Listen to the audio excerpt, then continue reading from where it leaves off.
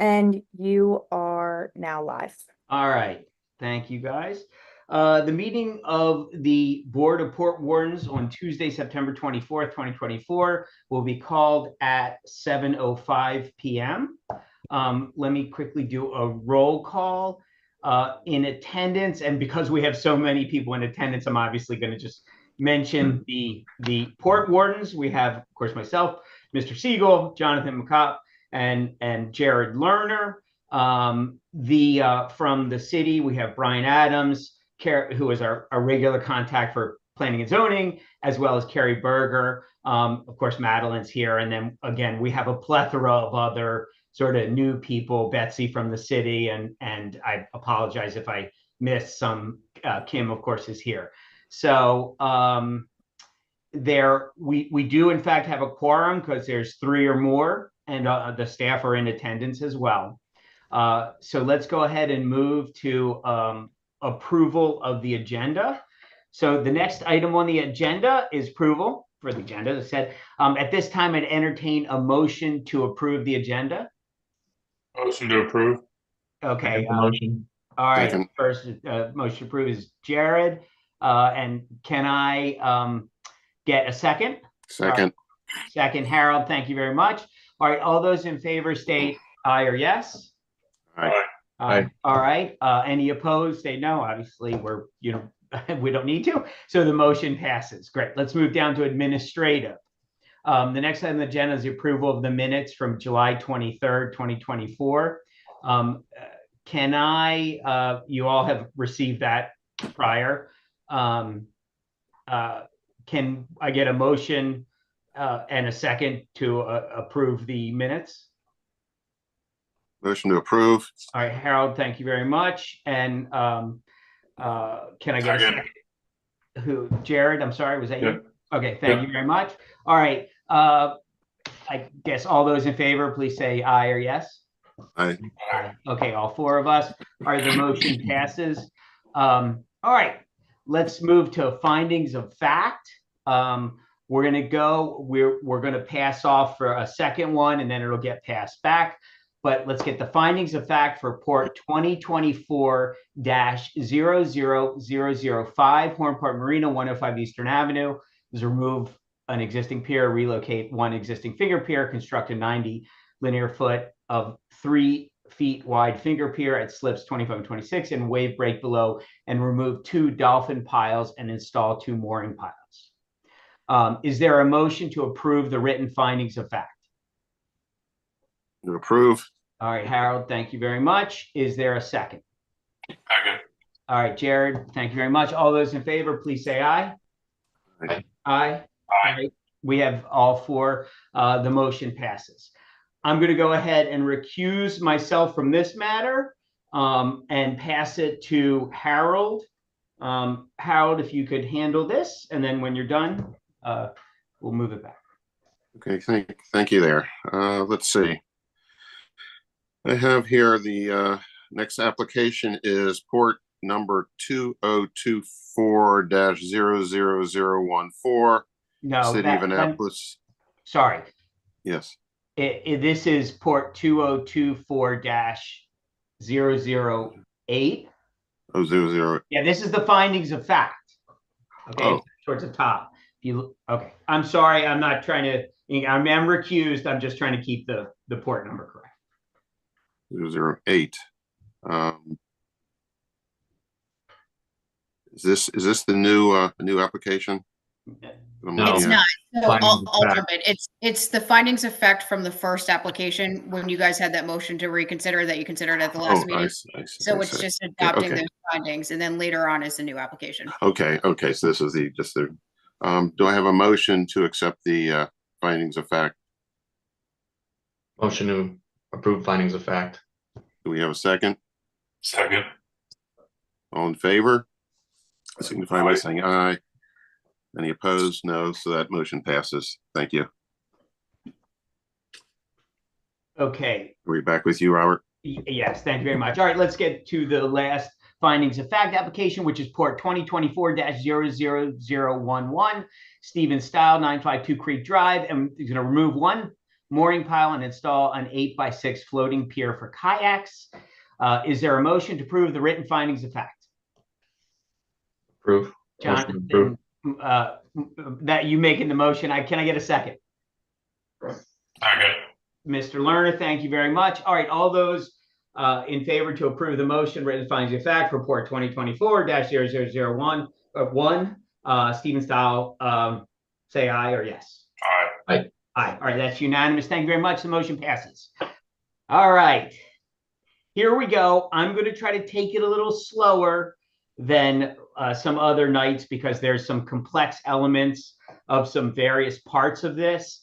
We're going to start off. We're not going to stay in typical just port number order. Not that we're allowed certainly to do that, just so it makes sense to do a recusal one towards the end. Okay.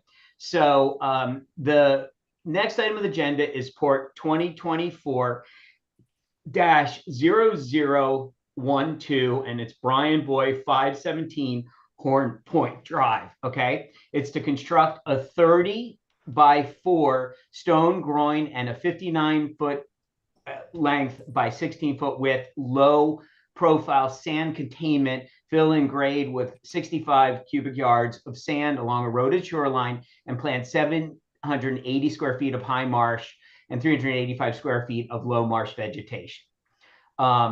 Let me wait for the TV tech to bring all parties in that relate, and then we'll go ahead and do a swearing in. While we do this, let me just open up what I use to look at the property in addition to the application, which is Google Earth. So Madeline, if you could start bringing people in, that would be great. And I'm going to go ahead and open up my magic Google Earth.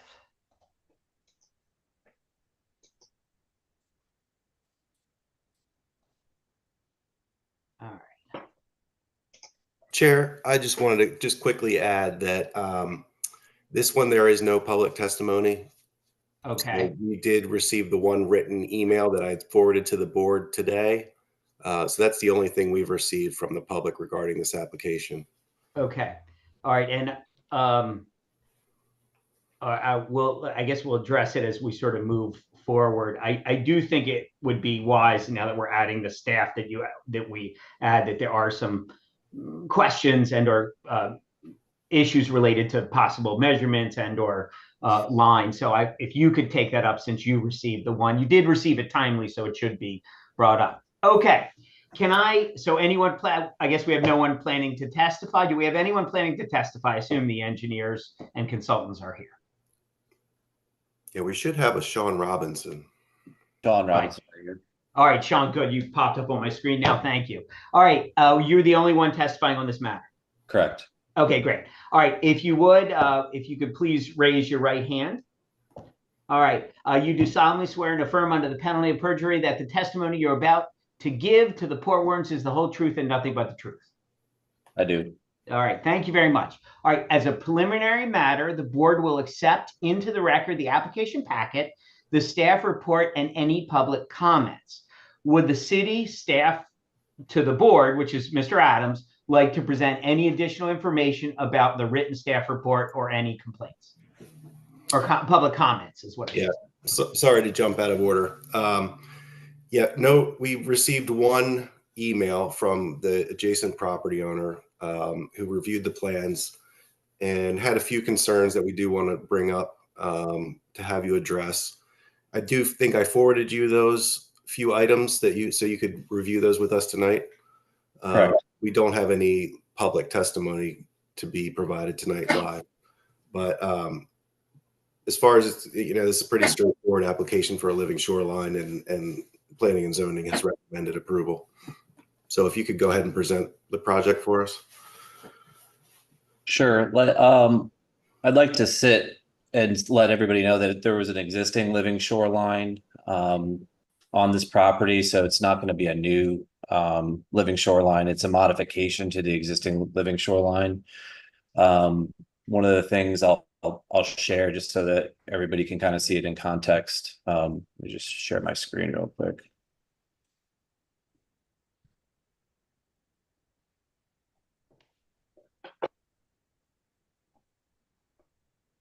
So a lot of this was brought up with some of the clients' imagery after a storm that we had. We're experiencing a pretty volatile wave climate that was cresting above the existing pier heights and coming up and over the existing sill heights that actually came through the living shoreline, started undercut situation. There was a microbial here to the right that has now subsequently been washed out. So we kind of went into an analysis of understanding what was going on with the existing property and the way that things were designed previously. And we came up with a collaboration when working with MDE that the existing sill heights were approximately 2.4 above mean high water line. We'll kind of bring up some of the existing conditions. This has a max fetch of approximately 35,172 feet, which is a pretty decent size fetch area, which is the amount of wind that can travel over the water and kind of produce this wave climate. The site location is juxtaposed between two other existing living shorelines. The existing conditions were surveyed from 2011. There was in the existing living shoreline, and how MDE required us to permit is that they wanted us to basically go back to the original historic elevations from the previous authorization that was given by MDE and set those benchmarks that where those elevations were. So you can see in this diagram that we've got mean low water line, which is at 0, running along the the front of the sills, and then we have 0.9 above mean low water line for the existing mean high water line. And then there has been somewhat of a scour here with how this vent opening has been compromised. And again, like, even though that these contours kind of show that there's been a breach that's been moving its closer to this microbial. Our proposed iteration was to close the vent somewhat, to do a switchback so that we could still can get tidal flush that can come in and out, but then there's less exposure on the onset from that 90-degree just coming straight in and completing that land grab. The other thing that we're struggling with more recently, and we're working closely with MDE, not only on this project, but other projects, is secondary tow protections or secondary measures that are upland of mean high water line. Sills are basically structures that are designed to be channelward in the water, and we can't just build these things up indefinitely. So the thresholds that MDE allows in tidal waters are relative to 2.4 in that range. So even raising them a half a foot to a foot, we had to provide a letter of justification. So we've kind of hit the maximum threshold that we can do for that. That could be authorized by both them and the Army Corps of Engineers. So the subsequent design implementation was to put in when the wave energy does come up and over, or we do have a larger tidal flush, to help establish a tow protection to create secondary measures so that the wave energy that comes through and up and over the sills doesn't continue to erode and basically fill in tidal waters. So that's what you'll see in the upland area. And then all this would be in the front. We'd reestablish both the high marsh area and the low marsh area that's been pretty much destroyed because of the wave action that's coming up and over the existing sills. This is the existing conditions, basically showing a cross section. I think one of the comments that the adjacent property owner had mentioned that he wanted to know like the different height changes. So there's a couple things that we noticed when we were out on site with the existing profile. The stones were not exactly chinked tight together, which is not a good condition, especially in an area where you have a pretty volatile wave climate. So we wanted to make sure that we're going to come back in, lift the existing structure, make sure that there's a really good toe stone, which are the stones that are basically embedded here, that kind of hold this up and together, that keep the stones from subsiding and or moving to laterally. And then making sure that that geotextile is, a specified marine grade that we use. And then subsequently coming in and making that we put in this, what's called the embedment stone in this profile, which is basically, 95% proctor density compacted. So it's not going to move. And that really helps create the solid footing for the face of this structure.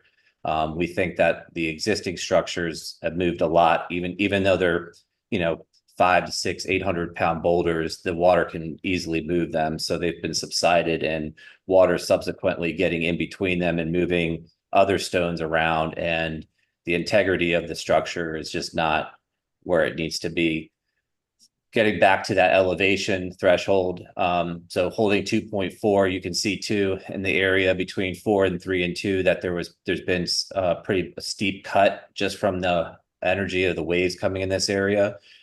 So the next section kind of shows our kind of proprietary design that we're implementing. We've had a lot of success on other living shoreline projects to help combat against some of the storms that we're seeing. So coming back and again, like we discussed, chinking these stones, building the sill height to 3.5 above mean low water line. So it's approximately about a foot higher than it was previously.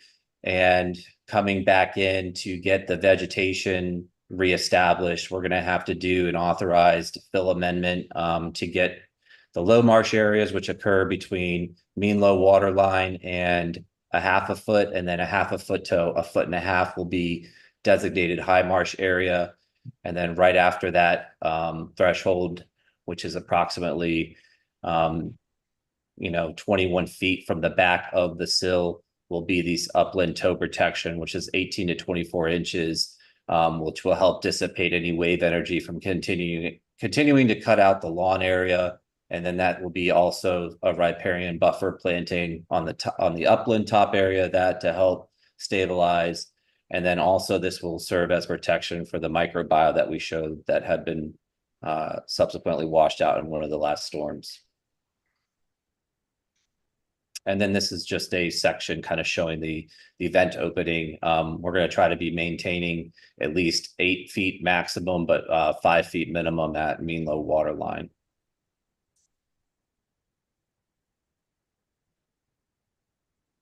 Okay. I guess let's go ahead and there's no public testimony, correct, on this matter? All right. There's no, fortunately, rebuttal. So I guess the first questions I have really relate to the email from the client, and there's some concern about the property lines. And I do apologize. We typically have lateral lines. I believe you've just called them adjacent property line extensions, which lateral lines are slightly, I assume that's what you're indicating here. Also, you have something I've never seen. I do apologize. We obviously look at a lot more dock elements than living shoreline, but this 15-foot construction restriction line, I guess that relates to again, we're used to looking at 5-foot setback lines. But the gentleman had some concerns, primarily, he's worried about the property lines indicated. And a lot of adjacent neighbors do care very much about the detail of the exactness of the lateral line, because even though people say we won't refer to it, it's just for this, it's just for that purpose, they come back in and leverage what had been approved prior as sort of standing. So I I probably want to ask Brian his thoughts from planning and zoning. They also have an issue with property line extensions shown as submitted plan are not correct. What is shown appears to be lateral lines. Again, we talked about that. The height of the existing sill isn't shown, so it's not clear, but I do understand your point, Mr. Robinson, that there's been deterioration since it's rebuilt. If you look at Google Earth and a map, a relatively recent one, it's probably low tide or mean low, because you can see blackness at the base. You can see that it is protruding above. But, you know, it is an interesting question from the neighbor's perspective. And again, the neighbor is very cooperative. If you read what he wrote, he's just looking to have a couple of these things sort of assured. I think number one was the shared property shown on the site plan is not correct according to the property plats. We ask, and again, we're not in charge of the property lines. We're more concerned about the lateral lines, but they're driven off of or drawn off of the you know, for the most part, they're dependent on having the property lines correct.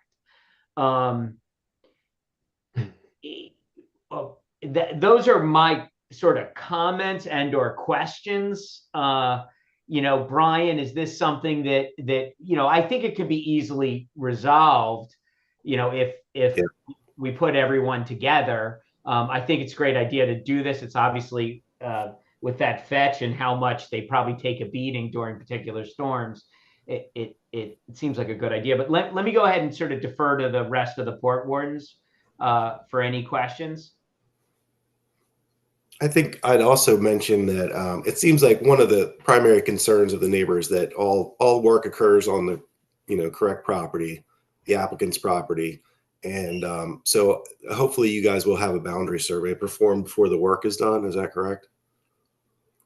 Yeah, we usually, I mean, typically we notify, we're a little bit different. We also self-perform the work. So we are also the contracting company. We're a licensed marine contracting company. So we'll come in and we'll notify the adjacent property owners, especially in a project like this where, you know, the lines aren't really, I mean, these structures are kind of integrated with each other. Mm-hmm. So we'll get, you know, both, we've already talked to Mr. Pettit. We're actually going to hopefully be working with him to kind of make some of the same modifications because he's experiencing the same things. And then also with Mr. Shoemaker and making sure that that they understand the construction practices and what exactly we're going to be doing to integrate, you know, especially where these tie into each other and they do get rechinked, and, you know, making sure that he's involved in the process of when we, you know, transition to the structures that are channelward of his property, that he's content with how everything's being done. Yeah, I think that's great. I think the main point is that, as you mentioned, these structures all sort of have an impact on each other. So the best we can to work with adjacent property owners to make sure everybody's on the same page. Yeah, and a lot of times we even, like, if we're there and, you know, he's got a couple stones and we need to come in and do a couple of repairs to help him, you know, it's not like we're going to say no. I mean, I think that we're just here to try to get the integrity of these systems back to where they need to be, and then just help, you know, all these properties, especially in this row, you know, help deal with some of those crazy videos that we showed previously. Like, I have the floor for a second. One of the questions I think I read in one of the emails from Mr. Shoemaker was that he was concerned about water flowing from this property onto his property in maybe like a storm event, and having it retreat not back where, you know, not back into the fetch the way that it came in, but retreating through his property. Is there any concern with that?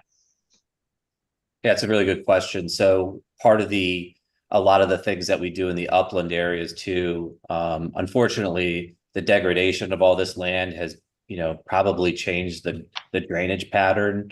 But when we do come back in here, our intent is to kind of create a capture. We always come back through here and there'll be at least 2 or 3% cross slopes so that water could recede back out, and then get through again the vent opening. So even on where I'm kind of moving my cursor here to the left, and on where the microbial rim elevation is, that'll all be higher than and we're not talking about feet higher, but it's a game of inches, so that when the tidal flush does come in, that it can flush right back out.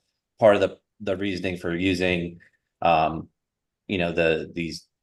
natural stone is so that the water can, any of that hydrostatic pressure that builds up in both the surface conveyance and or the grade behind it can move through that profile easily and then get released back out towards the channel. Is that why there's no geotextile around that toe wall so that the water goes in and can come out? Yeah, they're really just, it's like they're an 18 to 24-foot stone profile, and exactly so that the water can come through. We do sometimes put, depending, I think, depending on everybody's circumstances, we do like to put, like we had talked about, like a riparian planting on the top, because those root systems are a lot deeper than just traditional turf. So really getting some upland planting here between the microbial, and that will be really important to maintain the integrity of those grades. Thank you. Port Wardens, any, Harold or Jared? No, nothing. Okay, Mr. Robinson, have you have you guys spoken to Mr. Shoemaker yet? Just via email. What we haven't, so part of our process is like, once we have the full approvals, then we'll have like our pre-construction meeting with either, the city officials or the county officials in whatever jurisdiction that we're working with, an MDE. And then we'll meet the adjacent property owners on site, especially on a project like this, to discuss the construction practices and making sure that if they're not going to be at home, like our crews are geo-referenced, so they're taking pictures nonstop to make sure that any of the information that they want or need is going to be available. And then also having, any kind of benchmarks that they want to have set. So it's like, if they want to make sure that after we take the stone up to tie in, that they just want to see that transition's done correctly, then we wait and make sure that they could see that, so that everybody's on the same page. Okay. The property lines were taken from, I mean, that is a concern of theirs. Obviously, they just want assurance it'll be done on 5/17, but we do ideally would have what all agree are the accurate property lines. Yeah, we had a property boundary survey, so we put in the meets and bounds description into our system, and that was done by, I believe it was Drum Loika. So, but typically, like a project like this, we will do like a boundary survey just to see, to get everybody on the same page of where the lines are. And then, I mean, there have been instances that, the client that we're working for will go ahead and get the boundary survey done, and then the adjacent property owner may or may not, want to use that same surveyor, or they'll go get their own surveyor to verify what that surveyor did. So that's also a possibility. We haven't gotten that far though with the discussions with the adjacent property owner. Okay. Let me, all right, Port Wardens, are there any other questions? Okay. I declare the public hearing on Port 2024-00, 3012 517 Horn Point Drive closed. Let's go ahead and discuss this application. I'm going to sort of go first, but I definitely want to hear all the Port Wardens comments. I think it looks like a pretty good improvement related to the living shoreline and keeping it together. I do, our job is to try to say yes where possible, and I think we should, but potentially with a condition that an agreed survey occurs. I mean, agreed upon by the next door neighbor, that the surveys match before any work begins, which sounds like that's part of the process. But like I said, what my fear is that we accept a site plan, and next thing you know, people are using that as sort of official property lines. Are there any thoughts, or what, how does everyone feel about this? Or should we just approve him because he had claimed on the record that he's going to have a site survey? We should be okay. I have no problem. He seemed like he was going to do exactly what he says he's going to do, and this way he was going to have a survey done. So it seems pretty appropriate. Okay. Do we want to go back and get testimony to that effect? Just open the public hearing and get it on the record? Well, he was under oath and he indicated he would do it. He did? Okay. Yes. Okay. And that's what I heard. Jared, any comments? Yeah, I agree with Jonathan and Harold. I also agree with you, but I think I believe that he'll get the survey done properly, and so I'm fine moving forward. Okay. Carrie or Brian, are you good with this concept? Okay. All right. If that's the case, I'll entertain a motion to approve or deny the application. But on Port 2024-00012, 517 Horn Point Drive, can I get a motion? Motion to approve. All right, Yeah. Mr. I'll second it.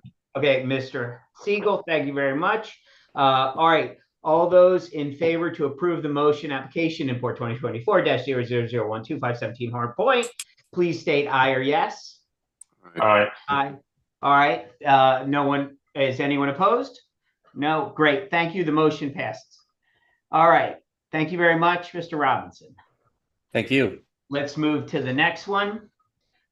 Give me a second, if you guys would. Just actually, Madeline, if you could bring those that are parties to this, that would be great. I am going to switch up my, if you could unshare yours, Mr. Robinson, just so we free it back up. Thank you very much.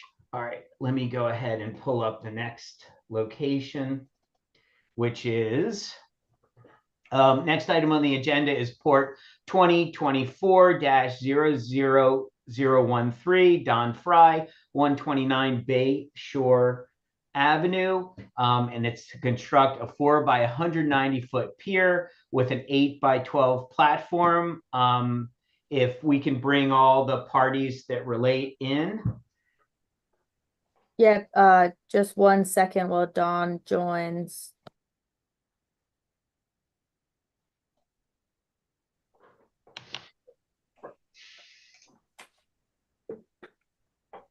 Chair, I think you want to remember to swear in the. Yes, I will. Well, I was waiting for all, make sure. Mr. Harmon, are you the only one on this matter? Or I only have so many screens for faces. No, actually, Mr. Fry is on here, and he's actually going to do the primary presentation himself. I will just be responding to any comments that Tripp makes. And there's Mr. Fry. He's on the screen now. Okay, and do we have anyone else who, because I do want to see your camera while we do the swear-in. Is that for public testimony too? No. Okay, then Tripp is joining now, and that is everyone. Let me clarify that. Carrie, is this for public testimony as well? The swearing in?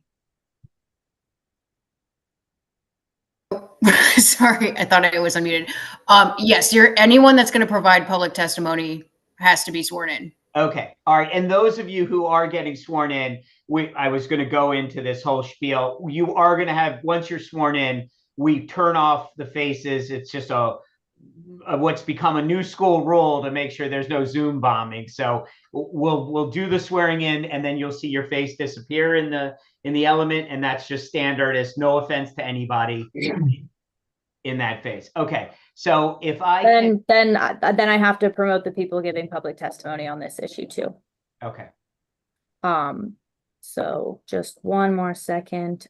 I have one name on the public testimony list, Rick Flamond, who I don't have on, but I've now promoted Seth and Mike. Okay. All right. Let's go ahead and, all right, anyone planning to testify, please raise your right hand. All right. You do solemnly swear or affirm under penalty of perjury that the testimony you're about to give to the Port Wardens is the whole truth and nothing but the truth. I do. All right. Thank you very much. All right. Let's go ahead and, as a preliminary matter, the board will accept into the record the application packet, staff report, and any public comments. Would the city's staff to the board, Mr. Adams, like to present any additional information about the written staff report?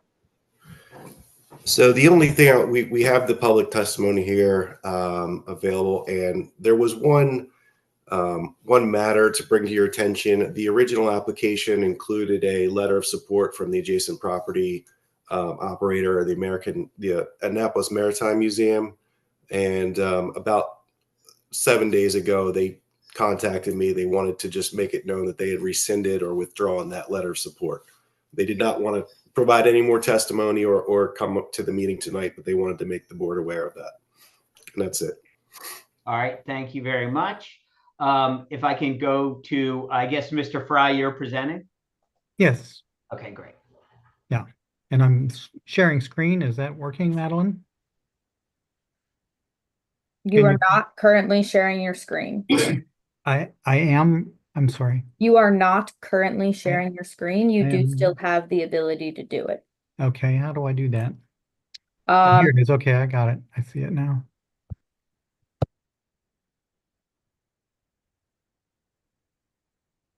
Sharing screen. Okay.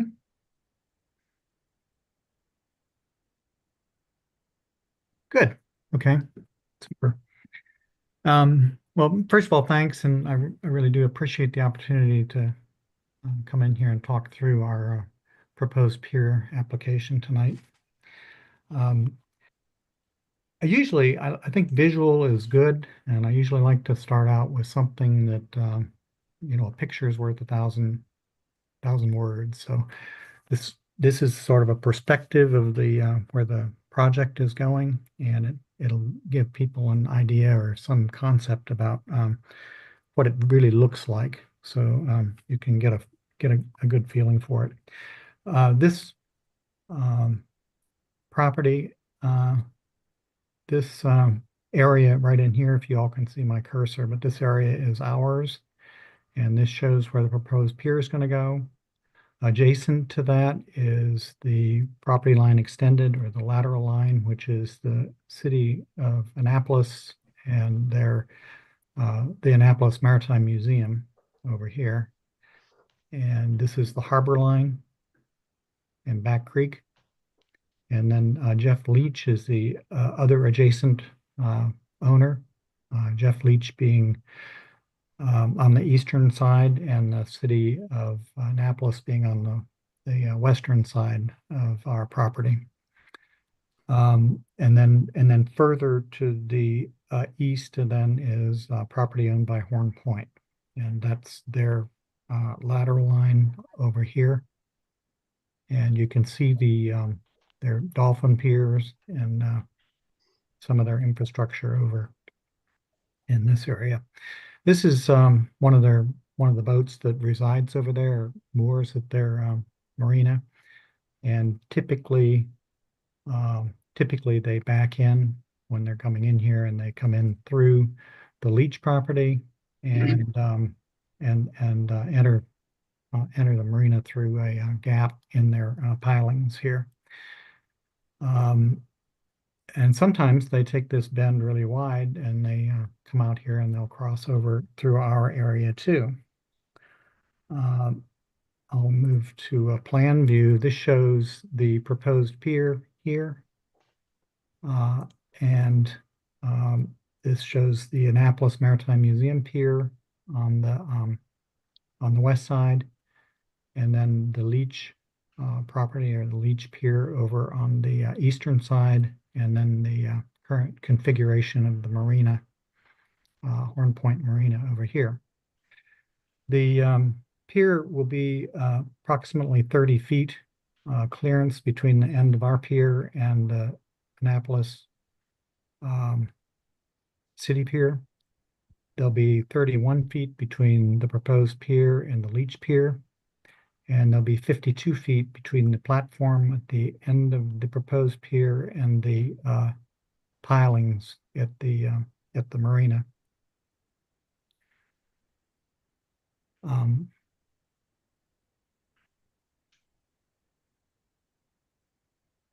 So going to the dock plan here, this shows the layout again, the configuration.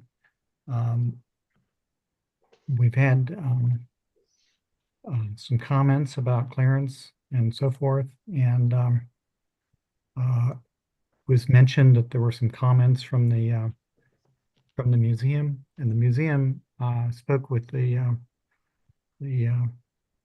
chairman of the board of directors, and I understood that they were not going to speak in opposition here this evening.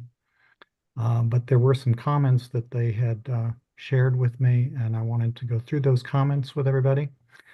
One was the comment by Captain Rick,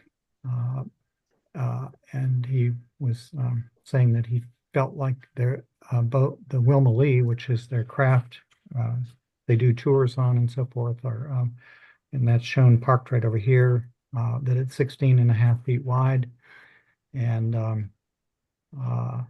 that there was a concern about them being able to fit that boat into the existing pier. Well, the dock that we're proposing is actually the shortest dock in the area. It's shorter than the dock, the Annapolis City Dock, which is 200 and around, I believe it's 225 or 250 feet long. And the Leach Pier is 175 feet long. So the dock that we're proposing, and I know when we originally put in the application, we proposed 190 foot, and we've shortened that down to 170 feet, which is what's shown here. So the Wilma Lee, there's a clone of the Wilma Lee. The Wilma Lee can actually fit through here pretty easily. And then also, in fact, the Wilma Lee could tie up at our dock. And in fact, it will be tight, but it's a 75-foot long boat, 16.5 by 7 75 wide, long by 16.5 wide. But there's the model showing it going in this way. So in any event, that would be comment number one.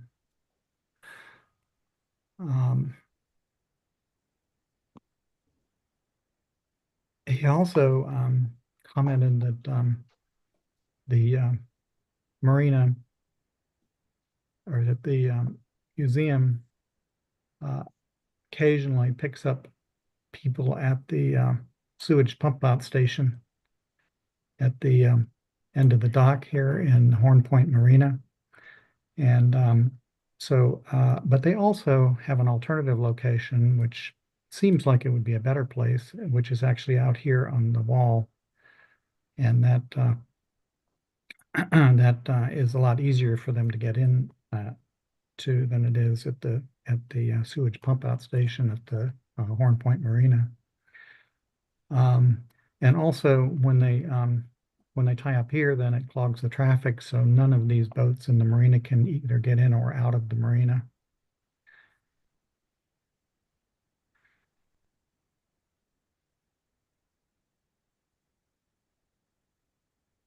The third comment was that kayaks would be limited coming to their Thursday night concerts. The Maritime Museum has a concert series, and there's a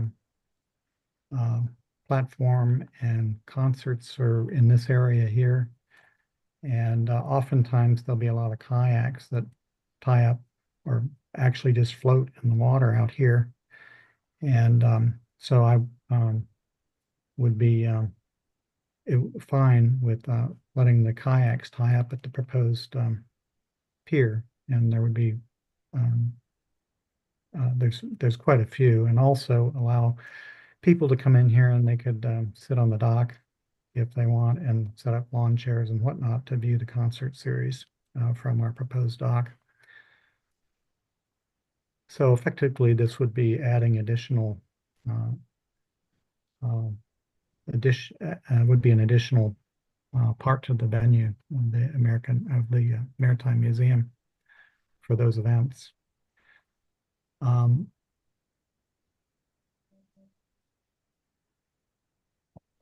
And then the fourth comment was that the pier would hinder clear view of the bay from the AMM yard and possibly the wedding deck. The wedding deck is where this tent structure is out here.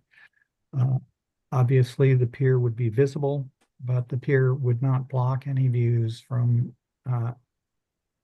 either the concert area or from the wedding deck.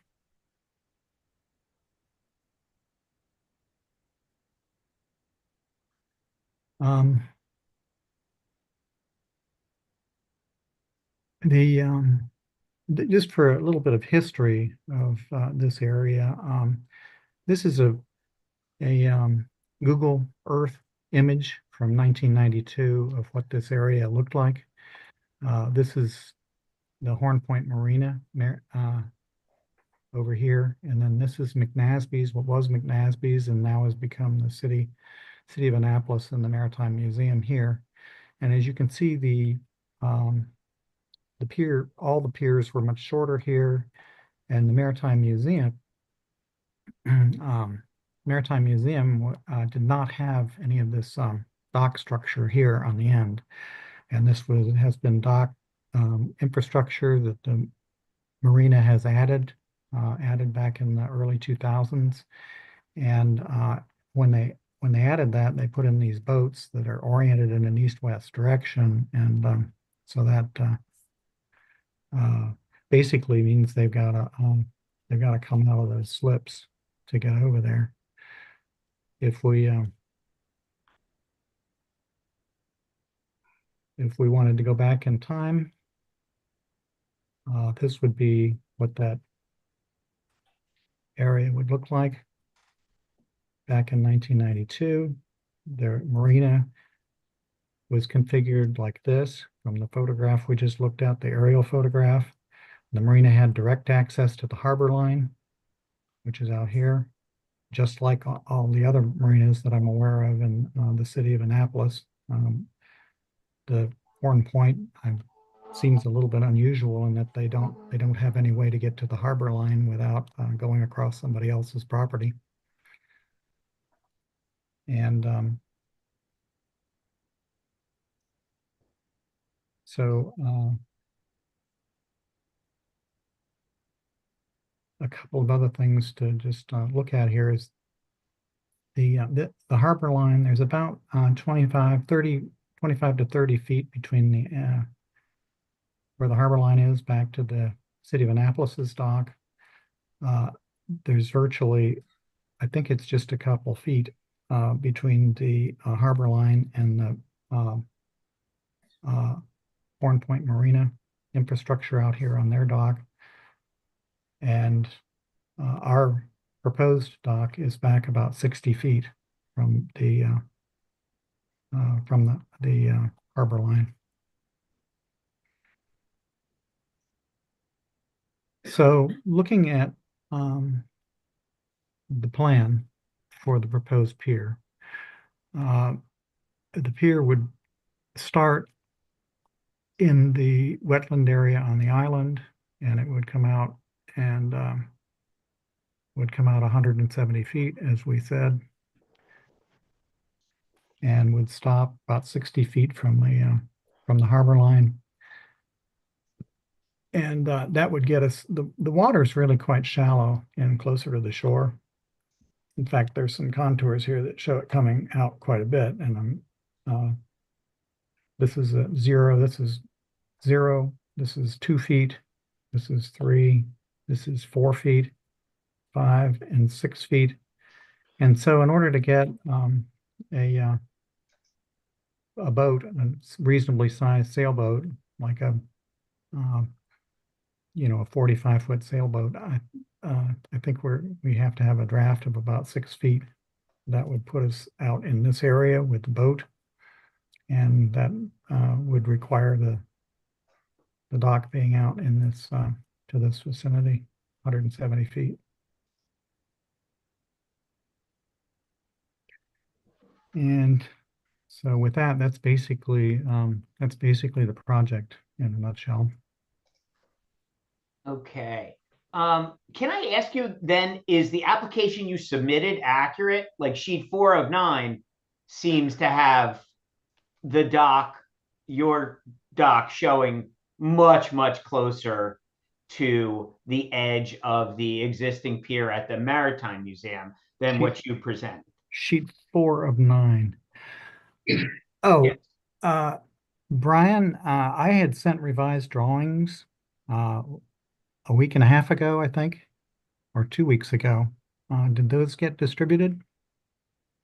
I don't know about sheet 4. The drawing, the plan is actually shown on sheet 5A and sheet 5B. Yeah, there was 2 sets of plans. They both should have been sent out to the port wardens. I can confirm now. Okay. I'm looking at ones that say drawing 2024-0802 is what they end in. Because obviously we want to have sort of oh, you had that on there. You're sharing this? Yes. Please go back to the one. It was the one that looked like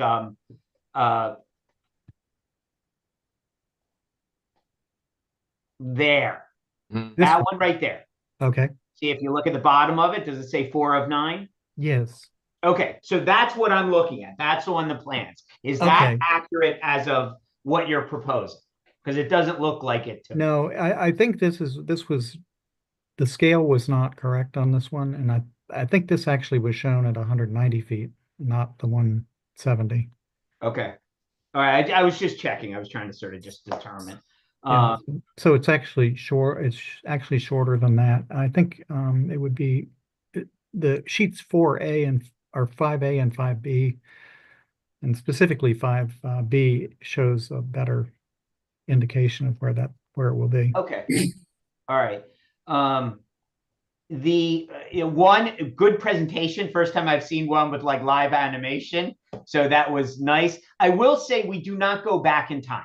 We weren't here. We can't look at something that had been approved 20, 30 years ago and then say we sort of are always marching forward. Again, we're always trying to say, yes, we're applicable, but we also can't go back and something approved and determine that they should have done it a different way from 30 plus years ago. Okay, so understand. I was just providing that for background so people understand. I gotcha. And I do like that it got pulled back. And I liked, where was the one where you showed the footage? I thought it was 30 feet between the corner of your, you're there. That's okay. Right there. Yeah. All right.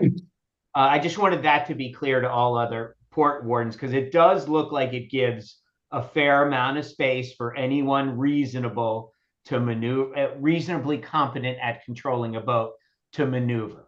I just wanted to, in my opinion, but obviously we want to talk with all the other port wardens. I guess I want to before I start, I should have actually held off a little bit, and let's go back to public testimony first. If we can sort of open that up, who would like to speak next? Mr. Shapiro, could I ask the applicant a few questions, as long as you don't mind myself going first? Sure. Thank you. I appreciate it. Evening, Mr. Fry. How you doing? Good. And yourself? Doing well. Thank you.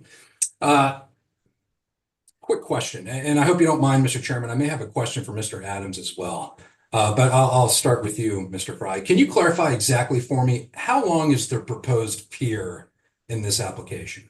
170 feet. 170 feet, not 175? No, 170, and the adjacent pier, Leach Pier, is 175. Okay, and can you show me where in any of your application materials that 170 feet is measured or depicted? Or is it just your testimony alone that No, represents it's shown on the drawing we were just looking at. Let me go back to that. Please do. Well, it's right here for one. If you can see. And let me, okay, and then also, let me go back to the drawings 5B.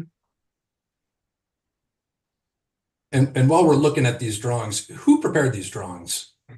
I did. Okay, I see Waterworks Group LLC at the bottom of the lot. That's one of my companies. Okay, so it's your company. Yeah. Were you responsible for posting notice in regards to this application? Yes. Did you post the street side notice? Yes. At the property? Okay, can you tell me what length pier was advertised on your street side notice sign? Street side says 190.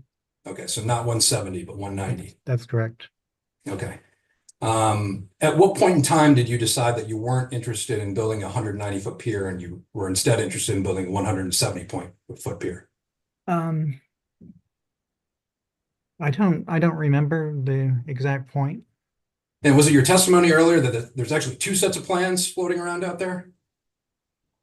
There was one we submitted and then originally, and then we did some revisions to those drawings about 2 or 3 weeks ago, and I think about 3 weeks, maybe 4 weeks ago, and then I sent a revised copy of those to Brian to distribute to Fort Wardens. And yet the notice sign at your property nonetheless advertised a 190-foot pier. Is that right? Yes. Okay. Brian, how many copies of plans are posted on the city's EnerGov page?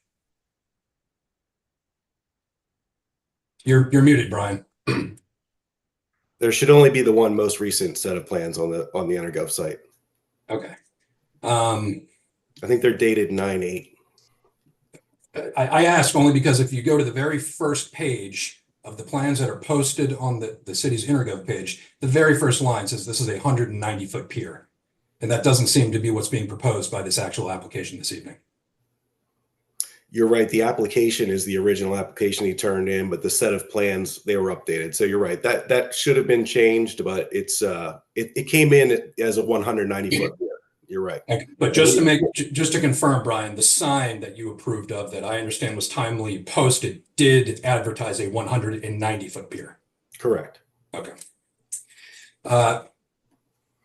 Mr. Fry, can I direct your attention to that drawing showing the 30-foot distance between the Maritime Museum's pier and your proposed pier? Sure.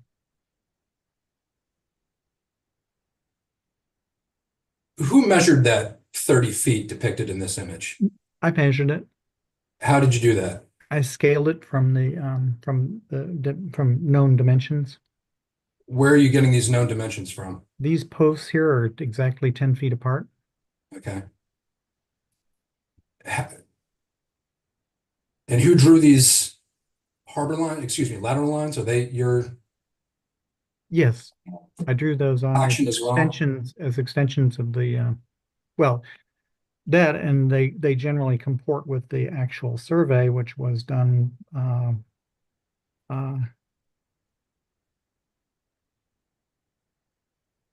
let's get back to that.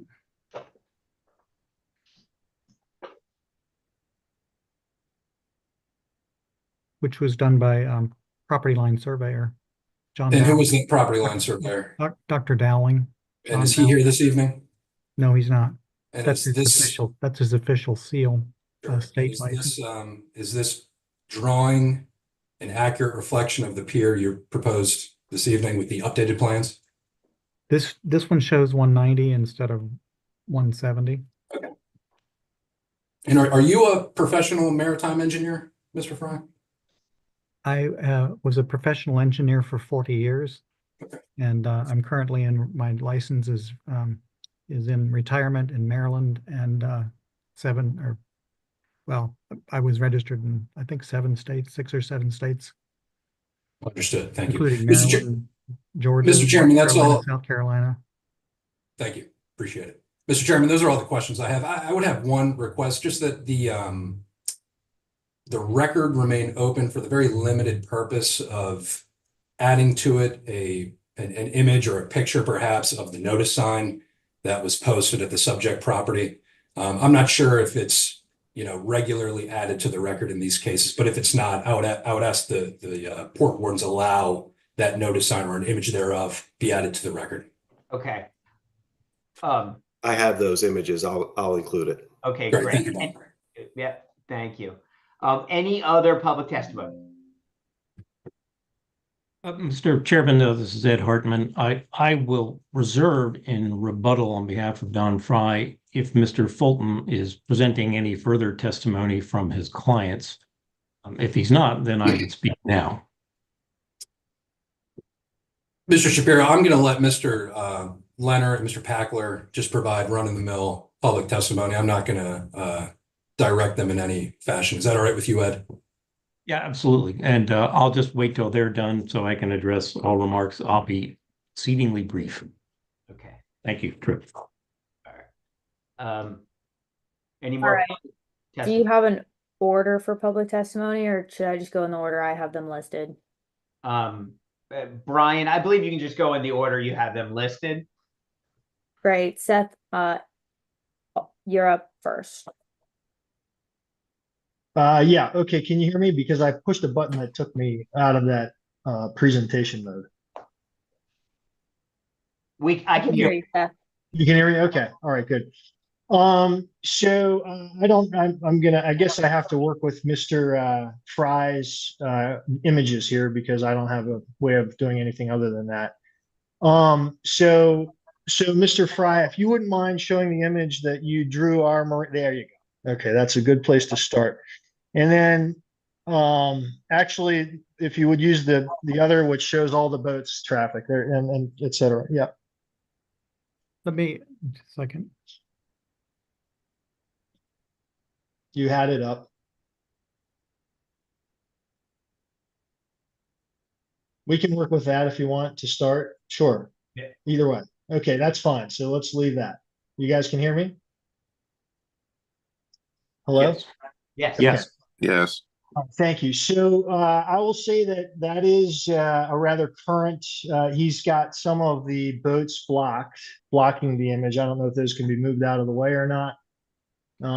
Those blocks that are, yeah, there you go. If you can move them out of the way. Thank you, Mr. Fry. Okay. So what you see there, everyone, was constructed at least 23, 22 years ago. The furthermost out dock, which we could call the bulkhead if you all choose. There's the sailboat that's closest to the bottom of the page. That was built in the 1970s, I believe.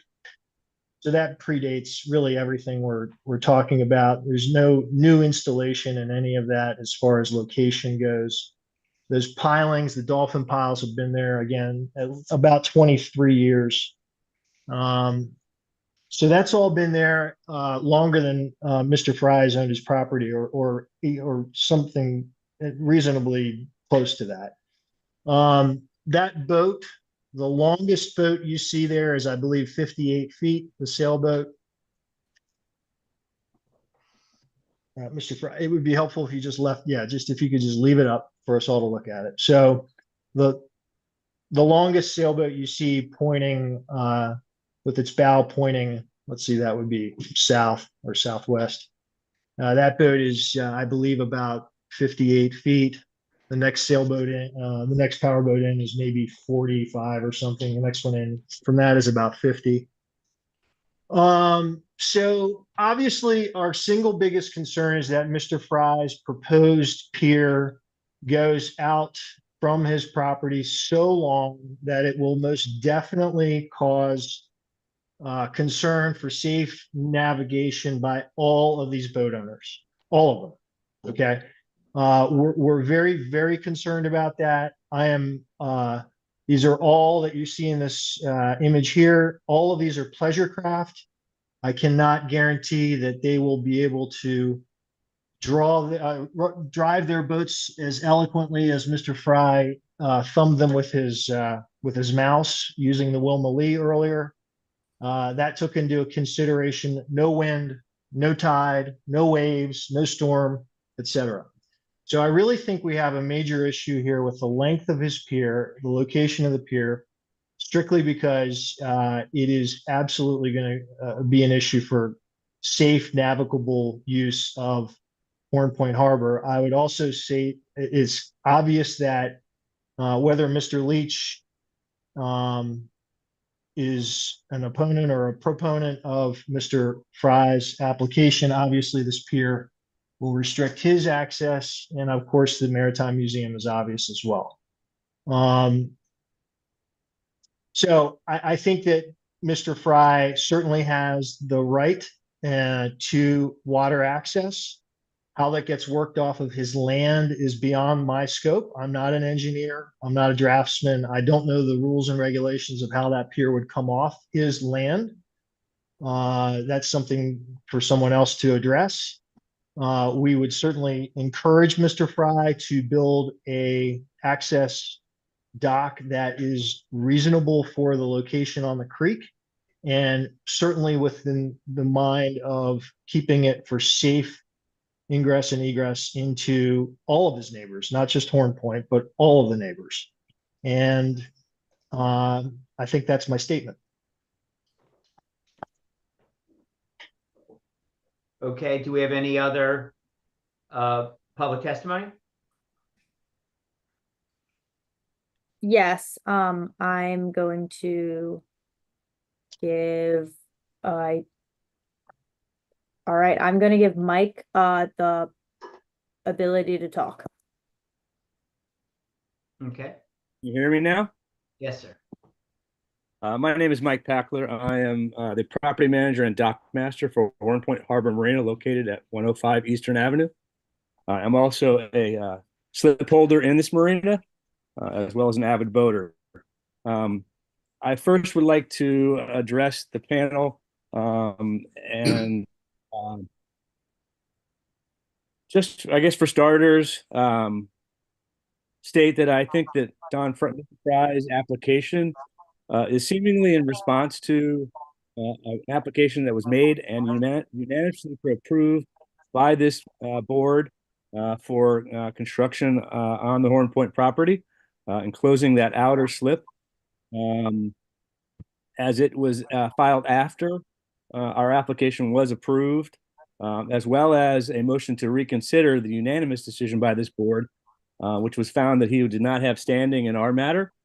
I would also contend that Mr. Fry really has no intention to build this pier, but that it is a retribution application in response to our approval. And I say that because there are several inconsistencies, not in just what Mr. Fulton has pointed out, but in the process, and as both the application of his Port Wardens application and the Maritime Pier application. And I state that in that one application says that Mr. Fry has 70 feet of waterfront. The other application says he has 80. By his own drawings, and in this case, he has 40 feet in between his two lateral lines. So I'm not sure how his waterfront frontage is being calculated in either application. The additional item that's inconsistent is that Mr. Fry, on the first page of his application, says that he does not intend to put any electric or water on this pier. I find that inconsistent with most construction of piers in Annapolis, especially if you're going to be housing a large sailboat that will both require power and water. Another inconsistency is that I think his estimate for the calculation of the price and cost of this was $28,500. Even at 170 feet, these revised plans, I find that almost next to impossible to construct for that cost. That actually would not even cover the cost of the pilings alone in the number that he has spec'd out. So along with those inconsistencies, I would argue that Mr. Fry has admitted to both myself and Mr. Lehner in conversation that he does not own a boat. does not intend to own a boat, or he did intend to boat, but he's mentioned a 100-foot boat, which I found inconsistent with what he's shown tonight. Additionally, in his demonstration earlier, he made a couple of statements that I think are inconsistent with his ability and knowledge of operation of a vessel, in that the clearances that he depicted with the Wilma Lee does not take into account, as Seth said, the wind, the depth, the current, any additional traffic, fetch, and would make it nearly impossible for even a seasoned captain, which I am not a seasoned captain, but I am an avid boater, that it would be almost impossible for myself to even back my own sailboat into the marina in the fashion that I do, much less a seasoned captain, say of the Wilma Lee, backing down onto that other dock on the adjacent side of his pier. Additionally, he mentioned that the outer bulkhead at Horn Point Harbor Marina was a more suitable location for the Wilma Lee to pick up and discharge passengers. Unfortunately, what Mr. Fry does not know is that I frequently lease that to other boaters, and much of the summer it is leased by one tenant, which is a 95-foot sailboat, which takes up the majority of that outer bulkhead. So that is not available as a suitable alternative in his estimation. Next item was that he said that boats, when the Wilma Lee is docked at the end of R100 Pier, which he did so eloquently point out is a pump out station, which is a public amenity available to the public, and should be in such a way that it is not hindered or access to that be hindered. He said that boats cannot come in and out of the marina. That's actually inconsistent with anecdotal evidence by myself and others in the marina that have had, when the Wilma Lee is docked there picking up or discharging passengers, have traversed in and out of the marina adjacent to their boat, both power boats and sailboats. So I think that's a false statement on his point. Additionally, I was hand delivered a copy of these applications by Mr. Fry himself approximately 6 days prior to this hearing. So that would be Monday of last week. So 6 days prior to his notice went up on Monday, which is 7 days notice. And they are inconsistent with the plans that he's speaking of this evening. They depict a 190-foot pier, as well as all the inconsistency that the chairman, Mr. Shapiro, has pointed out as well. That the page with the two platforms appear to be adjacent when they are not in one page, and in other pages they appear to be more offset. So I find it misleading. Additionally, this copy was not available on any public website hosted by the city or by the permitting office.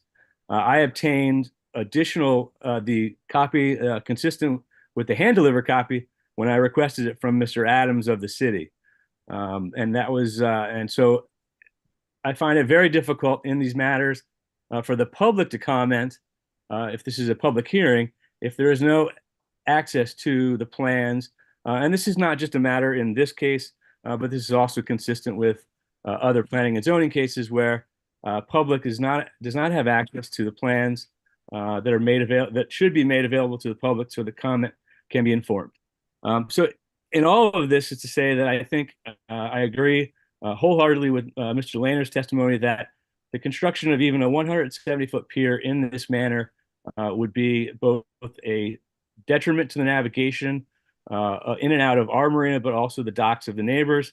And I would implore this board to look at not only their regulations and the state regulations when it comes to the construction of additional piers in an existing condition, in that these piers are not meant to be in any way hinder or congest navigation in an already tight spot. So I would ask that the board, and as much as Seth said, I agree that if Mr. Fry has a right to build a pier, we're asking that it be consistent maybe with his neighbor's pier, and that would allow him to A, access the water, and B, not pose a navigational hazard to all parties involved. Thank you. Very much. Are there any other public testimony? Not for this item. Probably just me. Okay, Mr. Hartman. Thank you. Okay, so I think you see where the fundamental factual issue here is, and this picture illustrates it excellently, which is that Horn Point Harbor has a very unusual configuration, which requires it to cross into Mr. Leach's developable waterway area, and apparently they believe they need Mr. Fry's developable waterway area also. So this raises an interesting issue. First, I would like to address the issue of notice as a non sequitur. It is, if the numbers were reversed, if it was advertised as 170 but was actually 190, that would be a problem, because people would say, if you're not attending to object, then you are presumed to be in consent to that which is noticed. Since the actual pier is shorter than the one which was advertised, there's no harm for the sign being proposing a longer one. That's a fairly fundamental legal principle there. So let's address what the actual issue here is, that Horn Point Harbor wants to be able to utilize Mr. Fry's developable waterway area. So section 151810 of the Annapolis City Code, it identifies that the developable waterway area of a riparian property is the area bounded by the shoreline, the harbor line, and the lateral lines. Now, this is not something that the drafters of the city code came up with. This is a reflection of Maryland real property law, which identifies what the developable waterway area is. And this Annapolis City Code properly reflects and recognizes that property law. Now, under Maryland law, the developable waterway area is that area in which the landowner has specific, distinct riparian rights associated with his piece of property. And each piece of property has their own distinct developable waterway area. You see them boxed out here pretty well. Horn Point Harbor has a big one. Annapolis Maritime Museum also has a large one, but Mr. Fry and Mr. Leach's are fairly small. But within that developable waterway, each of the property owner has their own distinct riparian rights, and there are 6 of them, the most important of which here is the right to build a pier. And I emphasize right because that is not a coincidence. That is a property right which is recognized and on which these people are taxed, and right which they own and cannot be taken from them. And it is recognized and respected by the city code. Now, and actions by the city cannot take away those property rights. So what is happening here is that Horn Point Harbor would like the city to deny Mr. Fry the right, his riparian right, to build a pier, and he's well short of the harbor line, and exercise his riparian rights, for which he paid a substantial sum of money, for which he is taxed every year, so that they, in the use of their commercial marina, can use his developable waterway area for their purposes and to exercise their riparian rights. What that constitutes is a transfer of Mr. Fry's riparian rights from him to Horn Point Harbor in an unconstitutional manner without due process, both substantive due process, which is a taking of property without fair compensation. So the city would be essentially exercising eminent domain and taking away Mr. Fry's riparian property rights, transferring them to Horn Point Harbor, because the city would be denying him the right to build a pier, a reasonable pier within here, simply because there may be large boats that Horn Point Harbor needs to access their marina. So I urge you to follow the Maryland law as well as the city code, and do not deprive Mr. Fry of his riparian rights as required by section 15.02.01B of the city code, which states this title is not to deprive a riparian owner of any right or privilege associated with riparian ownership of land. And that's under the section for the port wardens. So it is a very unusual situation Mr. Lehner has with his very nice marina that was originally constructed by my father's law partner 40 or 50 years ago.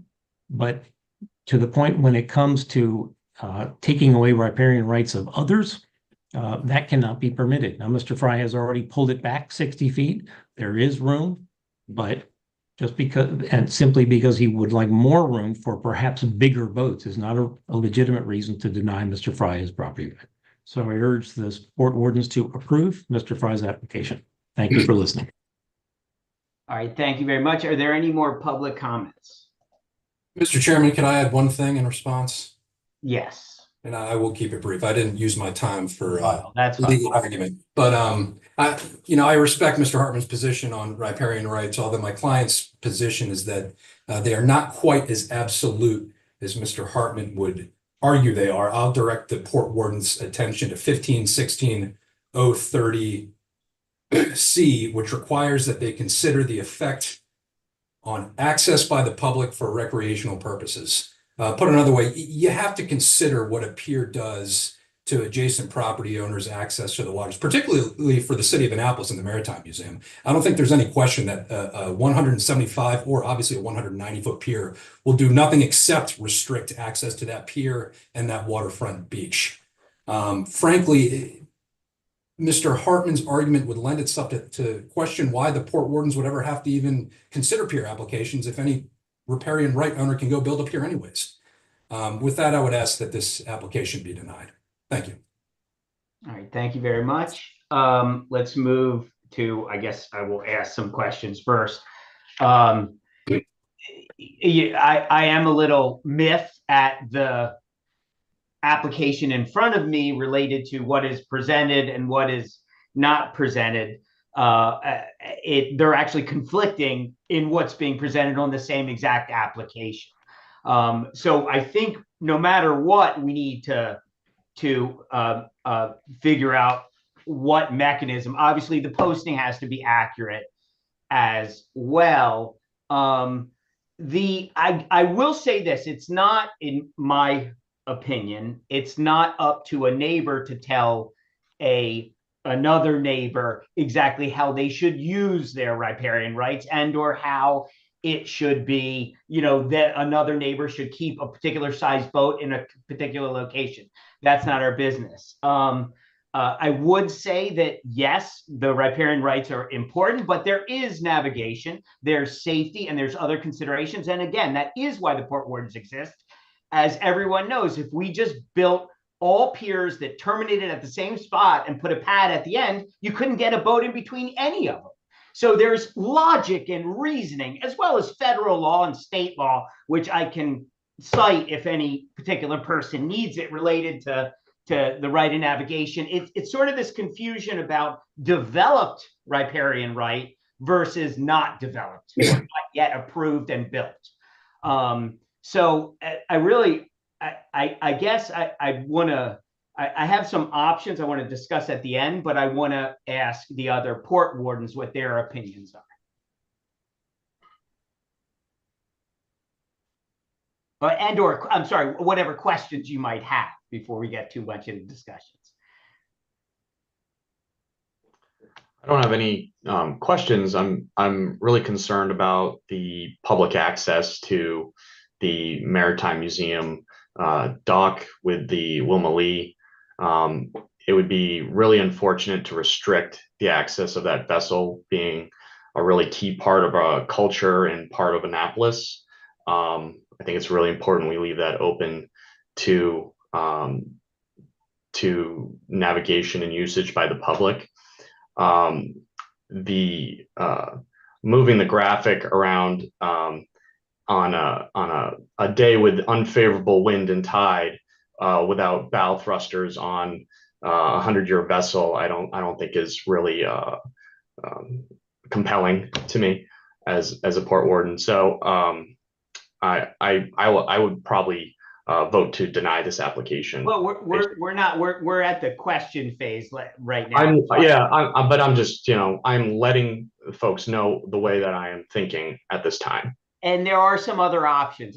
When we get to it, Sure. Why don't you give us the other options? I would say I sort of want to revert to the predecessor, my predecessor, Gene, who actually, I would recommend we postpone, we not necessarily vote, okay? And because no matter what, we would, the posting was inaccurate, and the application had inaccuracies. But I would probably recommend if Mr. Fry could get together with the Maritime Museum. It sounds like it has a good relationship with them and can talk, as well as with the marina. Probably should include Mr. Leach. I have seen at least 3 times since I've been a port warden where neighbors have actually worked this out. They figured out what the right distance is, what the right lengths make the most sense for all parties. And I again, Gene magically did this with a few other applications I've seen. He wasn't engaged. He just simply postponed it and let people get together and figure out if there's a good alternative. The fact that we actually did see a second version, but of course the application included the first version as well, that's already, to me, tells me there's hope to potentially coming up with a mechanism to go in and out for all parties. Carrie, I'm not sure at what phase is it a vote to postpone and we make a motion to postpone? That is if the other port wardens were on the same page. Yeah, you can do a motion to postpone. You may want to see if the individuals that you just referenced are willing to engage in some conversations before doing a motion to postpone. But the procedure would be for someone to move to postpone it to the next meeting to allow for some time to discuss and see if there's maybe a mutual compromise, and then continuing the public hearing to the next meeting. Okay, that's what I would like to do. Obviously, I can't make a motion, so I need one of the other port wardens to make that motion. But do we think Mr. Fulton, Mr. Hartman, and Mr. Fry, and obviously we're going to have to bring CBMM is not here, not CBMM, sorry, Annapolis Maritime Marine, Marine Maritime Museum, sorry. Would it be, do you think it's possible to get people together to figure out the best situation? If you're asking me, I believe there's already been some fairly significant talks. I believe that I think, and I don't want to speak for Mr. Lehner because I didn't speak with him, but my understanding was he was seeking a reduction in length and was unaware that it had been reduced from 190 to 170, which would seem to satisfy the concerns. But there's always, I guess there's always a possibility. Yeah, I mean, no matter what, I tell you, it would be denied, I would assume, or because it's inaccurate as of this phase. What we're looking at is not accurate as far as what we were submitted as port wardens, and we've only had it in our hands since late last week. So, there's no question it presents both a 190. It's titled 190, yet it appears on here as 170. So there's some discrepancy with that. So I think postponing might be the most logical approach, and then encourage a discussion amongst the property owners. And I think they're getting, this could be worked out. All of the concerns here could be worked out. But I would leave it up to you. So, John, why don't you weigh in and whether you're okay with the continuance to your application? Sure. Yeah, I think okay. I think we can certainly have additional discussion. I didn't detect that there was any room in our earlier discussions for any compromise, but certainly. I think it's worth it. I've seen, like I said, 3 circumstances where people were a little bit, not, and they worked through it and came up with where all said we support this. So, and not that, I mean, we need to get the application accurate and correct anyway. Sure. Yeah. All right. If nothing else, and certainly that would give us time to make sure that we change from 190 to 170. Right, and then we can just pick this back up next month without all of the other things. Although I would recommend we get the postings accurate, and Brian can assist. Is the is the procedure for the application to be withdrawn, or are we talking about just postponing this application? Carrie? It would be postponing this application. I'm not sure that fixes the procedural deficiencies here. Well, it gives them time to fix the application and the procedure, as well as a higher probability of working together and coming up with a good solution for all parties involved, including the city that actually owns the Maritimes. Okay, Carrie, is it a motion or we just declare it postponed? Oh, let me double check because I think you may not need a motion to postpone the public hearing. The chair might be able to do that, but you know what? And just to be safe, instead of making you all wait, just do a motion. Okay, if I can get a motion from one of the port wardens, please. Yeah, I'll make. Okay, Mr. McCobb, thank you. Can I get a second? I'll second it. All right, thank you very much. All right, thank all of you involved. This was very good. Let's just see if you guys can get together and come up. You need to vote on the motion. I'm sorry. Yes. Let's okay, I'll entertain the motion to approve or deny the postponement. All those in favor of the motion to postpone it, please say aye or yes. Aye. Aye. All right. I believe that was unanimous. Harold, I didn't see your hand go up, but yeah. Okay. Aye. So that's unanimous. Let's. It's basically the motion is approved to postpone. Okay. Thank you guys very much. I'm sure this can come together. Thank you all. Thank you all very much. Thank you. All right. Let's go ahead and move on to our next one. 2 more to go, so we're okay. All right, item next on the agenda is Port 2024-00016 Heidi Rothenhaus, 198 Acton Road, and it's to construct a 4 by 190 foot pier with 8 by 12 plat. Oh, that was from the prior one. Let me get the accurate agenda descriptor, and it is to it's to install 2 mooring piles next to an existing pier. All right. So if we can bring all the parties in, Madeline, if you can bring all the parties in that relate, and if we can see them on the screen. Who is giving testimony? I am Frank Bieber. Okay, great. Thank you very much. Are you the only one? I am. Okay, great. All right. Anyone planning to testify, please raise your hand. Mr. Biba, you do solemnly swear or affirm under the penalty of perjury that the testimony you're about to give to Port Wardens is the whole truth and nothing but the truth? I do. All right. Thank you very much. All right. As a preliminary matter, the board will accept into the record the application packet, the staff report, and any public comments. And then, of course, would the city staff to the board, Mr. Adams, like to present any additional information about the staff report? We don't have any public testimony on this project. I will just say that this is pretty straightforward. This property has about 50 feet of waterfront, therefore they're allowed 2 slips. They had a boat lift and that was removed, and this is an application to install 2 mooring piles for a new slip, resulting in a total of 2 slips. So the city is recommending approval of this application. Okay. All right. Mr. Biba, if you could, I guess, present the application, that'd be great. So I'm representing 198 Acton Road. That's Heidi Rothenhaus.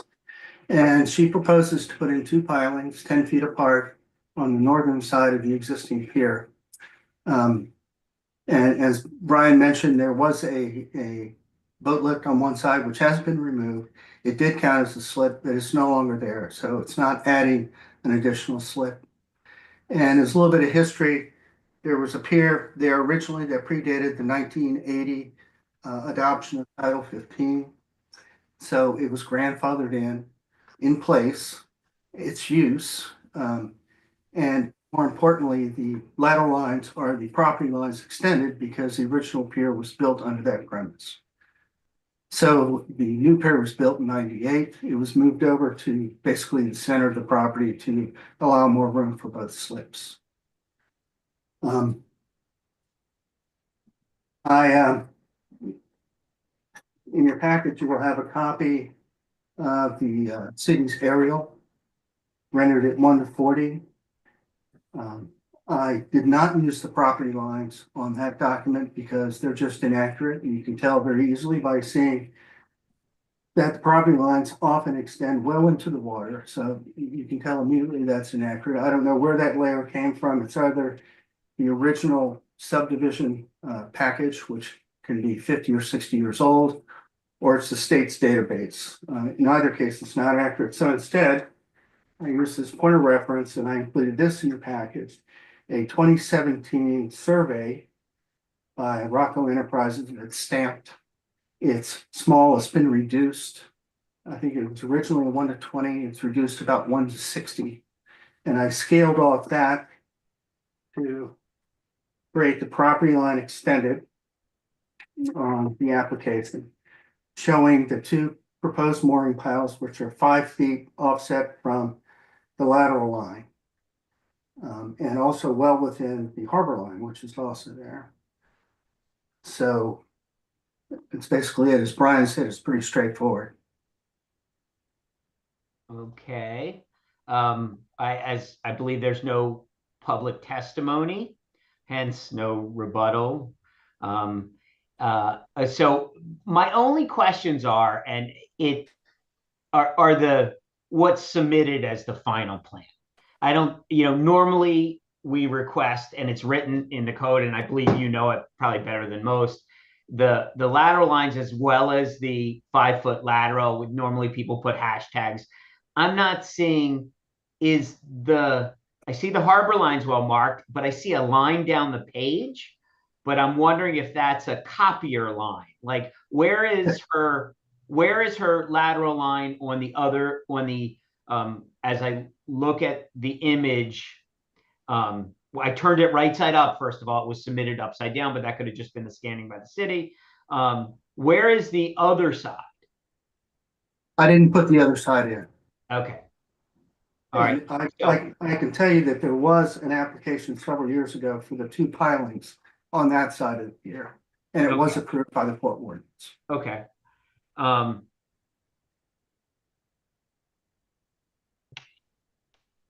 going to go ahead and open this up to other. There's not that much data within this, and I know it's relatively a straightforward request or application. But all right, Port Wardens, do you have any other questions?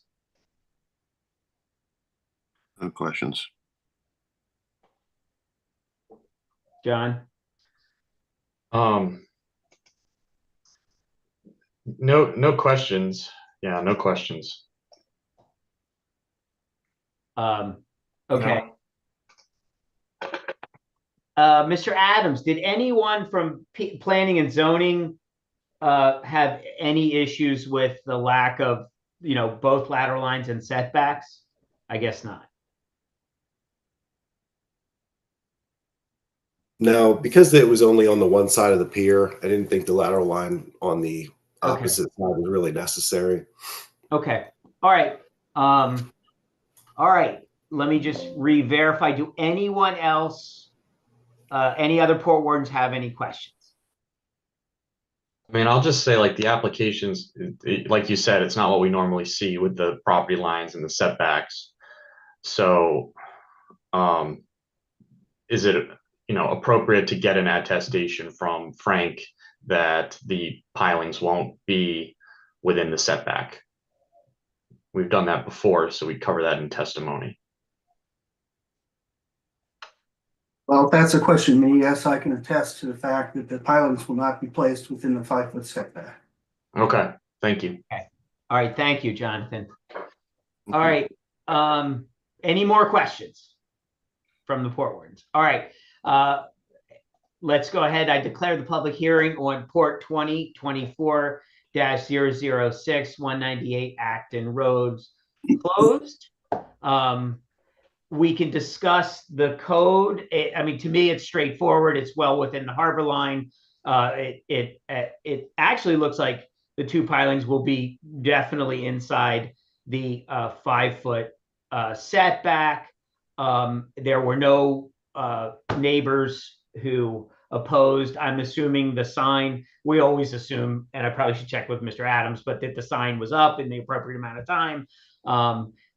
It is always nice when applicants do bring pictures. It just sort of allows us to not even have to ask that. But to me, it looks straightforward. Other discussions? Court wardens? No. All right. Okay. All right. So again, according to code, all the typical ones that we constantly deal with, the lateral line, the setback, so 15/16/80 and 15/18/100. There's no navigational issues back over there. It's two pilings, so the building code it's going to be a genuine piling, I'm sure. But let's go ahead and I'll entertain a motion to approve or deny the application in Port 2024-00016, 198 Acton Road. Motion to approve. Motion to approve. Okay, I got Harold first. Give me a second. I'll second. All right, Mr. McCobb, thank you very much. All those in favor to approve the motion in application Port 2024-00016, please say aye or yes. Aye. Aye. Aye. All right. It's unanimous. So motion is approved. I am going to recuse. Harold, do you have the script that was sent, like that helps with the agenda? Yes, I have the script that Good. was Right. originally sent I'm over. going to go ahead and recuse myself and hand the gavel off to Harold. I'm out. I'll be back after this particular application is done. Okay. Okay, thank you.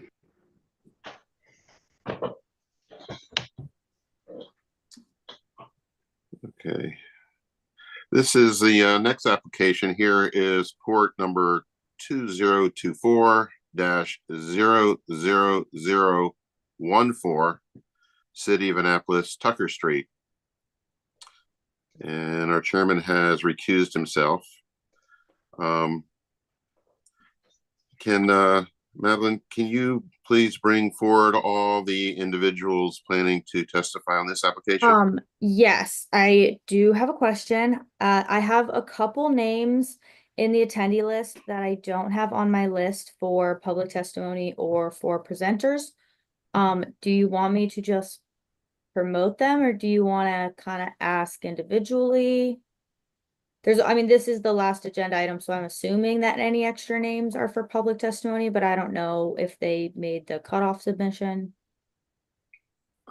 If I will say, Harold, that if the names were not on the agenda, that means I didn't receive a request in a timely manner, but I think it's your call whether or not to allow that public testimony.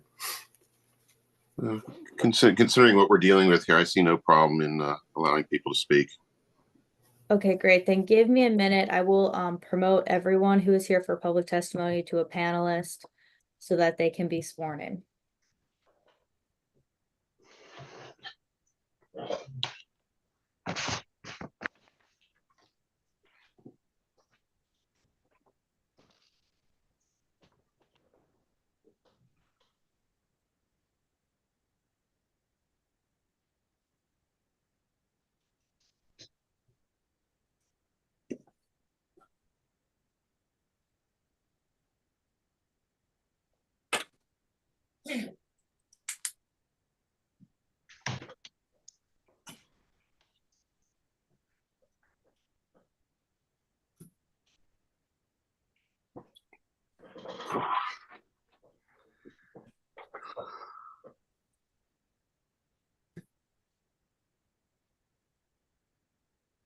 Okay, a few people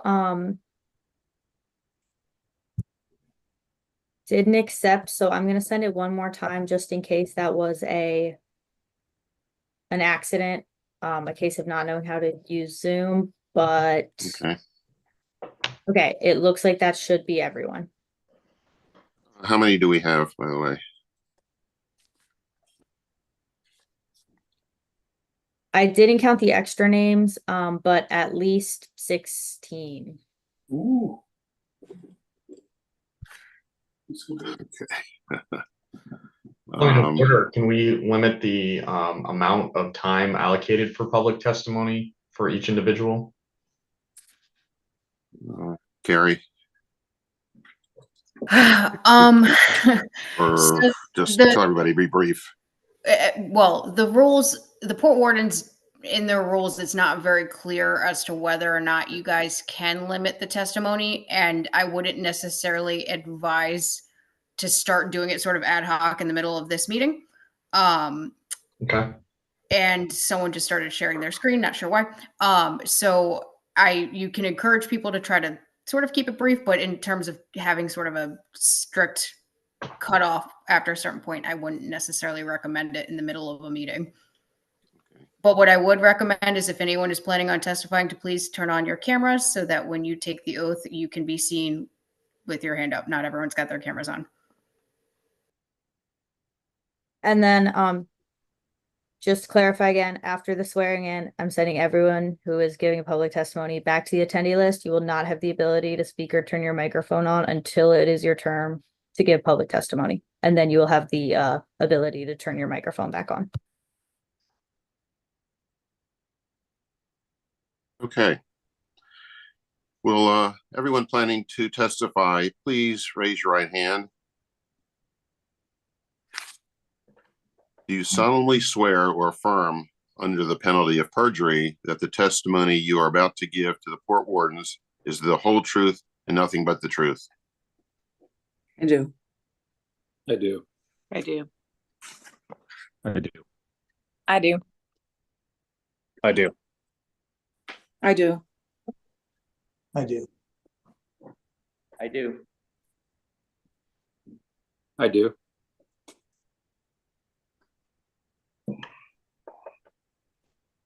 Okay, is that everybody? Okay, as a preliminary matter, the board will accept into the record the application packet, the staff report from planning and zoning, and any public comments. Brian, do you have anything you'd like to add to us here? Just to say that we received a number of public comments ahead of the meeting in writing, and those have all been forwarded to the board. Obviously, this application has come before the board in the past, and it has since been revised, and this is a new application for the same project. We do have employees with the city on the meeting to better explain the project and the changes that were made. Okay, thank you. Okay, as I said, we do have a lot of people speaking, and come please, we must ask that you do come to the point when you are speaking of without being too elaborate. Please come to the point, because it's the board here that's going to be hearing and deciding, adjudicating this. We will hear testimony from the applicant first, which is the city of Annapolis, and who will be testifying on behalf of the city. Harold, I'll start out. This is Bert Vogel, Public Works Director. Hi. Okay, so I wanted to start by addressing some feedback and questions that I've seen over the last week or so, really that revolve around why we adjusted the length of the pier. And that goes back to the May hearing where the application was denied. And we tried to understand what the reasons for some of those no votes would be. Public testimony at the hearing included concerns that there might be conflicts in the use of the limited beach space. There would be enough room for launching kayaks and subs from the beach because we were expanding the width of the boat ramp a little bit, along with adding the floating dock. So looking through the Title 15 criteria, there is some language in there that has come up again earlier tonight about access by the public for recreational purposes. And so we felt that was a little bit of something we could firm up in the design. And so that's why the floating dock was extended to create room for dinghies to tie off at the floating dock. And then we could make the beach, at least a portion of it, a no parking area, if you will. And that, so it would be exclusively used by people launching non-powered craft. And so that's it for me tonight. I'm going to turn things over to Anna from here. But if the board has any questions for me, I'd like to take those now. I'd like to go ahead and have Anna speak and then kind of go through and then in general ask you all questions. Okay. And it's all yours.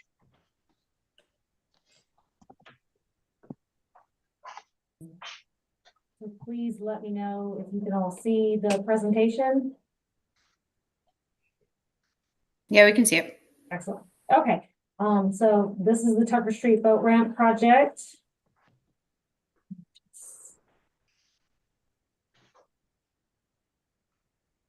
A second to switch slides. There we go. All right, so Tucker Street is only one of two public boat ramps in the city of Annapolis. Even though it's open to the public, there's still a requirement to have a permit to use the boat ramp. Currently, it consists of this plastic geogrid material that's filled with gravel or CR6.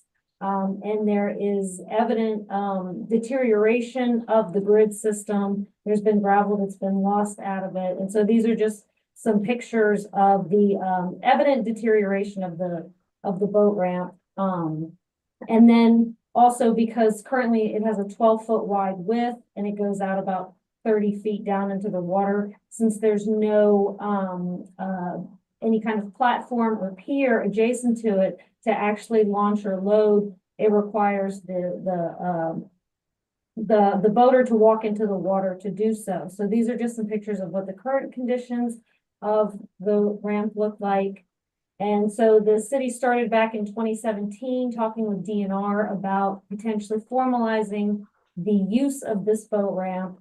And so DNR came up with this concept then. This is a pretty standard DNR design where the geogrid system is replaced with reinforced cast in place concrete with flank walls on either side to prevent sedimentation from the channel coming in to the boat ramp. And then there's a floating pier to one side that facilitates launching. Another aspect of this project was really trying to improve access to the site by including ADA accessible features such as this floating kayak launch that's adjacent to the floating pier. So this design was about a 21-foot wide, 50-foot long boat ramp here. And so when the city initiated this project in early 2023, Bayland, the design consultants, we stayed pretty close to what the original design was. We did some optimization just based on usage, but ended with this, what you see here on the right side of the screen, a 55-foot long by 22-foot wide ramp that included the 6-foot wide floating pier and a 25-foot extension of the pier with a 15-foot long ADA compliant kayak launch attachment to it. So, and then in September 2023, the city had a meeting with the community. And so then that led to some more optimization. There was concern about potential interference with the docking at the pier to the southwest side, as that's a shared community asset there. So in order to appease them, the floating docks flipped to the other side. And then also there was concern about the flank walls that would obstruct kind of views and give it kind of a more infrastructure look. So instead of the timber flank walls that would have gone out along the sides of the boat ramp and then above the water level, we substituted these boulder flank walls that actually slope down with the ramp so that though you see them at the top part of the ramp, they'll slope gently into the water. So then again, in January 2024, there was some more optimization that was done where we actually shortened the extension of that floating pier from 25 feet to 18 feet. And this was really based on the fact that, you know, the current boat ramp is 12 feet wide and we were increasing the width to 22 feet of ramp and pier, and then about, you know, 2 or 3 feet of the boulders on either side. So in order to replace the shoreline that we were missing, we really didn't need that 25 feet. We could go down to 18 feet and still achieve the same area of shoreline and launching or docking ability that was present before this project would have been implemented. In May 2024, we came to the Port Wardens. Well, sorry, prior to coming to the Port Wardens, the city met with the property owner on the northeast side of the property, who expressed concern about the public accessing his property that were using the boat ramp. So the city did agree that we would put up a fence to try to limit people from accessing that adjacent property. And also it was brought up that, you know, we're kind of losing some of the beach, and even though we're replacing it in terms of pier is replacing some of that shoreline, you know, we thought, well, we can still make upgrades. We can kind of remove there's some signs and planters, and we can add some sand to that little beach area if we can't make it longer, we can at least make it wider and more usable there. So that was other options that came up to kind of enhance the design based on comments that we received from the community, from our engagement. And then again, as Burr has already talked about this design, so I'll be quick, but after the Port Wardens meeting, there was a discussion of some of the community enjoy launching. They don't necessarily want to launch from the new floating pier. They enjoy launching from the beach, but if we were using the beach for docking of dinghies, then that wouldn't be that wouldn't really facilitate launching of kayaks or other non-motorized vessels. So what we did was we said, okay, we can extend the floating pier, add a finger to it, so that now that docking would be restricted to just along the floating pier and not allowed on the beach. So then the beach could then be left open for the community to use for launching if they didn't want to use the pier for launching, the kayak launch over here. So those were I think in the last meeting that came up, you know, what was the coordination that was done during this meeting. I know the city also did more coordination with the community about enforcement or regulations, which I absolutely won't speak to, but they could give more detail on that if there's interest in hearing it again. I believe it was presented before. So then I want to just finish up by going through the city code, Title 15, and all the things that the Port Warden is considering when reviewing an application. And this was actually gone through in detail during our first visit, and it was found that the project had no impact on marine life or wildlife or erosion. And I also want to reiterate that this project was required to go through get approval from the Maryland Department of the Environment, which looks at these exact factors as well, the marine life, wildlife, erosion, as well as it required a permit from the Army Corps of Engineers, which also looks at the navigational hazards and the effects of the proposed use on congestion within the waterway. So there was no impacts found, which is consistent with the approvals that the project has received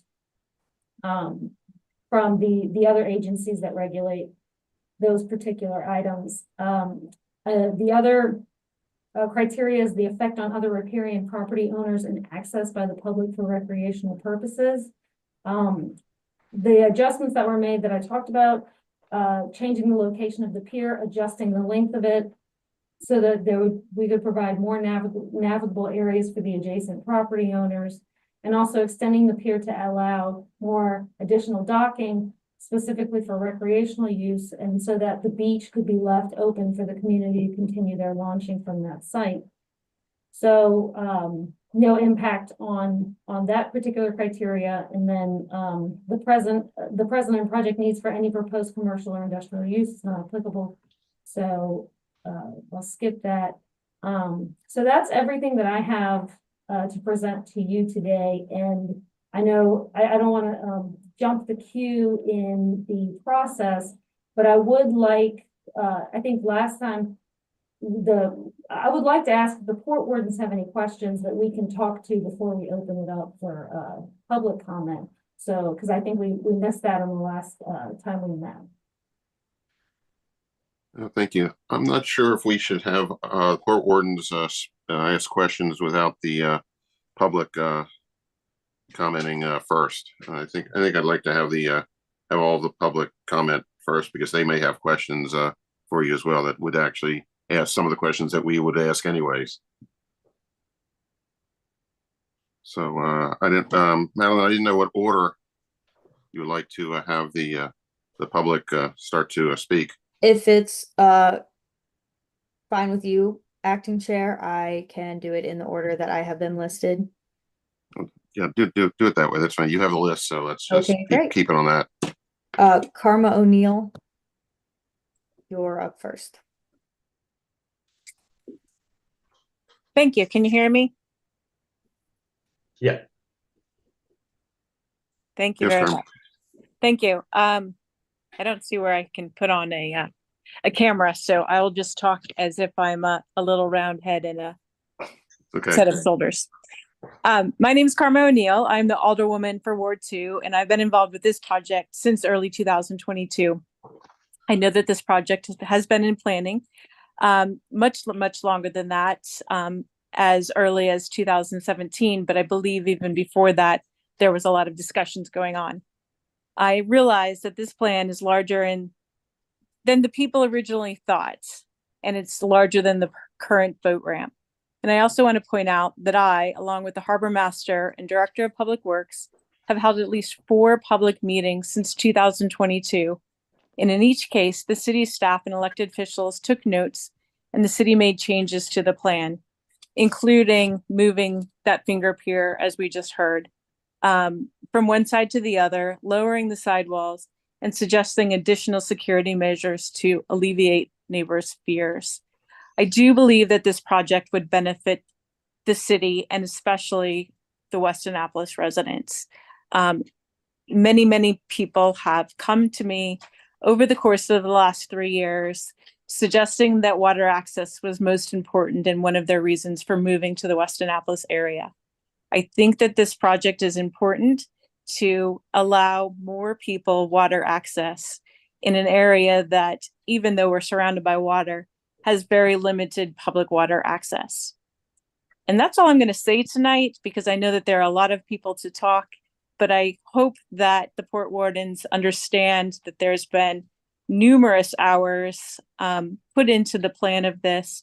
There has been public testimony. There's been the city officials, city employees that have worked diligently to make it the best plan that it could be, and taken all of the comments, both for and against the boat ramp, into effect to provide the city with the best possible option for a second boat ramp in our city. So thank you very much for your time, and I appreciate the opportunity to talk. Thank you for representing the great people of Ward 2. Thank you. Okay, John Ralph, I see 2 names, so I'm just gonna give the first one the ability to talk.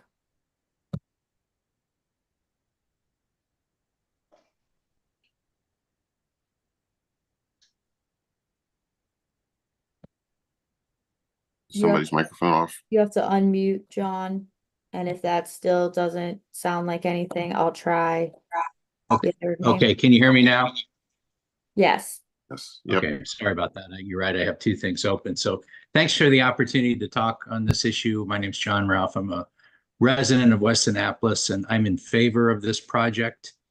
I think a lot of my neighbors are going to talk about specifics about the benefits of this, about the accommodations that have been put in place to satisfy some of the objections to this project.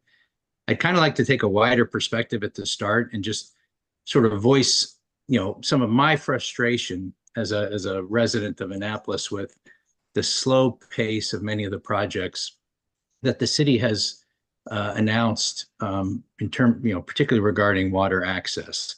Robert Eads Park, I've been frustrated by, Gateway Park, our Tolson Street Park, but particularly this project, the Tucker Street boat landing. This has been years in the making, thousands of dollars spent on it already.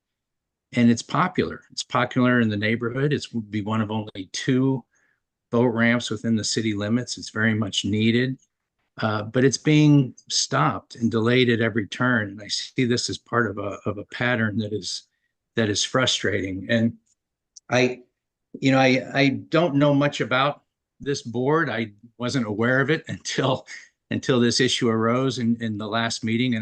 But I do, in doing some of the research, it's a very important board, and I applaud those who are taking part in it. But I question the board's authority in this. And what do I know? I'm a novice to this, but it's hard to believe that it's the role of this board to block long-term projects that our elected officials have campaigned on and budgeted for, particularly when a lot of those objections center on things like parking and street access and crowding that don't have anything to do with our actual waterways. This isn't about navigation, as we heard, or safety or marine life. It's about other things.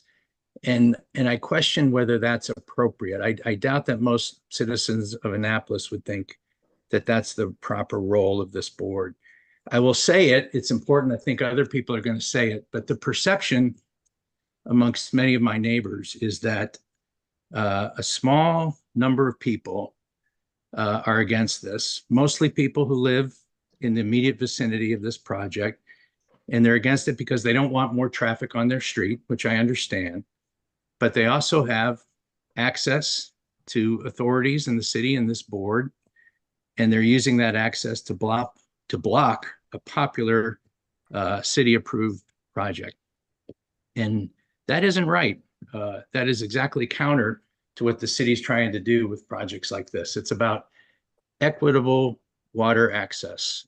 Access to the water isn't supposed to be about who you know or what you can lobby for. It's supposed to be equal to everyone. And this project is in that spirit. So I encourage everyone to plow through some of these issues. I know some of our city leaders are listening. Karma, Gavin, I understand, is on the call.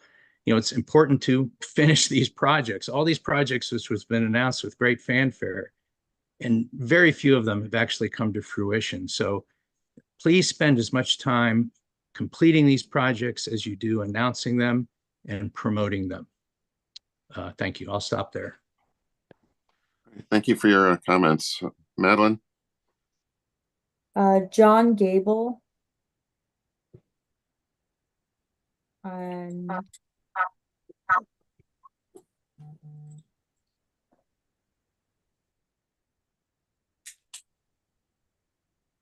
Sorry, can you hear me? Yes. Thanks. Yes, sir. My name's John Gable. I'm also a resident of West Annapolis. And, we heard comments from the May 28th Port Wardens meeting from some residents that Tucker Street Landing is, quote, a beachfront recreational area for neighborhood families.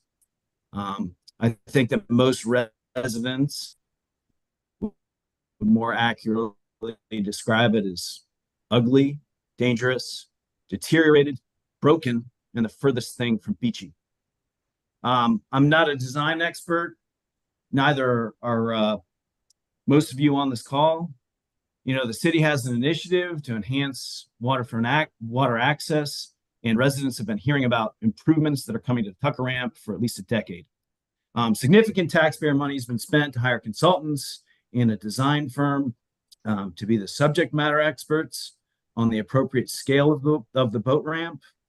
And I think, as Anna mentioned, the Army Corps of Engineers approved the redesign, as well as the Maryland Department of the Environment.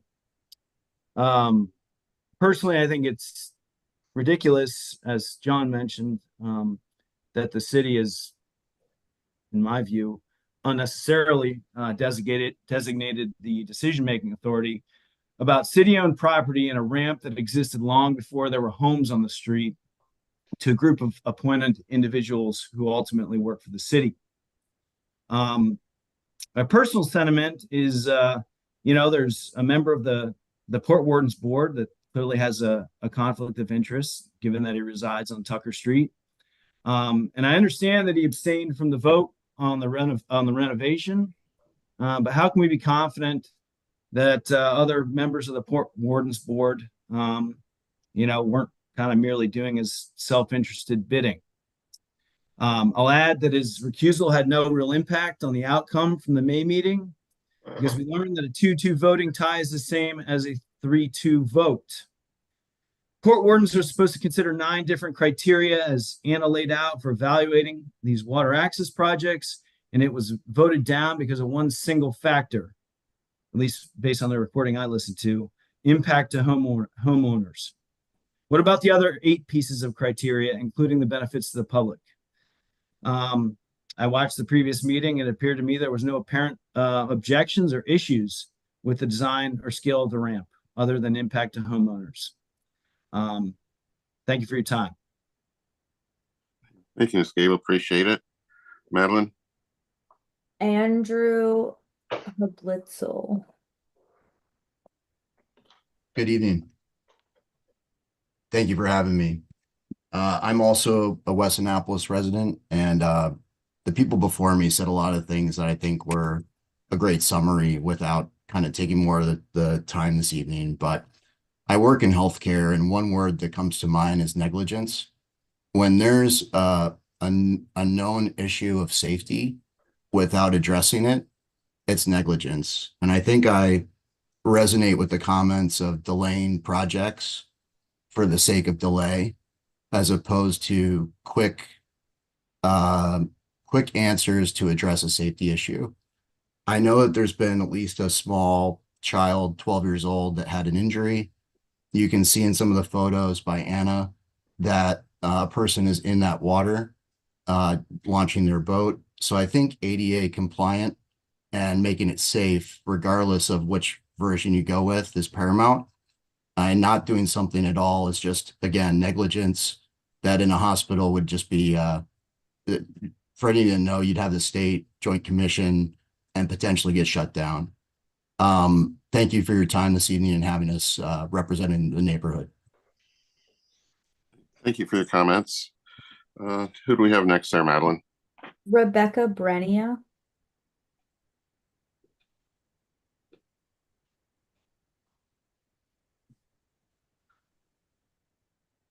Can you hear me? Yes. Okay, hi. My name's Rebecca Brenia. I live at 99 Old Crossing Lane, and I've been on the board of the West Annapolis Civic Association since 2017. And a fun fact, the Tucker Street boat ramp was the first project I worked on when I joined WACA. As Anna mentioned, even back then, there was widespread agreement that the boat ramp was in disrepair and needed improvement. And unfortunately, progress has been very slow. Tonight, I signed up to speak about an exciting topic that other people have already mentioned, and that is Section 151630 of the Municipal Code, which gives the Port Wardens jurisdiction as an advisory board serving the city's interest. Back in May, when the Port Wardens considered a previous design for the improvements, Mr. Siegel said that the Port Wardens needed to balance the interests of water access for the public and the neighboring property owners. And this does seem like the correct standards based on the 8th factor in the Port Wardens Code, which is looking at the effect of the proposed structure on other riparian property owners and access by the public for recreational purposes.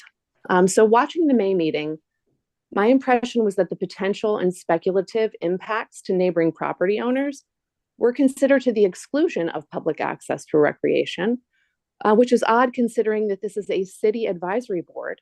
And Article 2 of the Port Warden Rules of Procedure states that Port Wardens shall be dedicated to the interests of the city as a whole. This means everyone, not just neighbors and friends. Issues like parking and aesthetics and city collaborations with residents loomed large, even though, as Mr. McCup pointed out, the Port Wardens have no jurisdiction over land issues.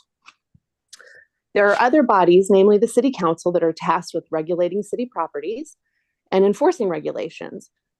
This board is limited to considering the 9 factors listed in Section 151630, 8 of which were deemed of no concern relative to the proposed improvements of Tucker Street back in May.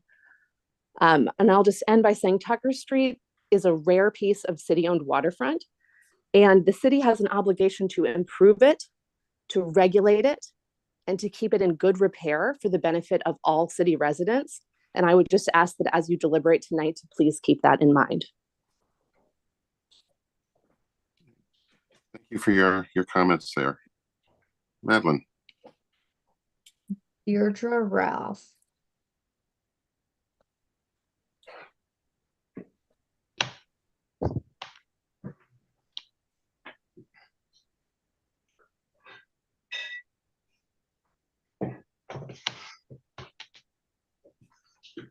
Deirdre, you have to unmute the microphone.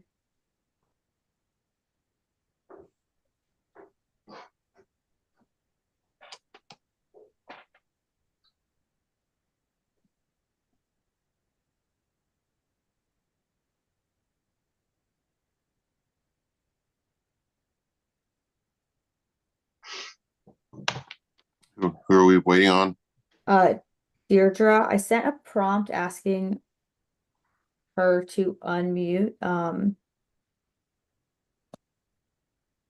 can try again, or we can move on. I would put her at the end of the line. Keep moving. You got it. I can do that. In that case, Kevin Cook. Good evening, everybody. My name is Kevin Cook. I live right here next to the Tucker Street boat launch if you're walking towards the water. My wife, Katie, and I have attended meetings. We've spoken to neighbors, submitted written opinions to our elder woman regarding the boat ramp. I just want to state that we are very much pro public water access, and we want what's best for this community. This includes those of us who live directly next to the ramp and those who do not. We also recognize that there are lots of opinions regarding the improvement of our launch. And the following is simply a list of concerns that we hope that can be addressed before making any final decisions. Number one, as somebody has already mentioned before, the increased traffic on Tucker Street. This is a very real issue to us that live here directly next to the ramp. By increasing the size of the ramp, we worry that the larger boat owners will also start using the ramp, parking their trailers in an area that's already too congested with resident vehicles, existing user trailers, overflow cars from neighboring restaurants, and teacher parking for the school across the street. Number two, the policing of those who are not permitted. There doesn't seem to currently be any city enforcement for non-permanent users. I've heard of city discuss options such as license plate cameras, card-activated arms that would deny access, as well as having neighbors call in each time they see a violation.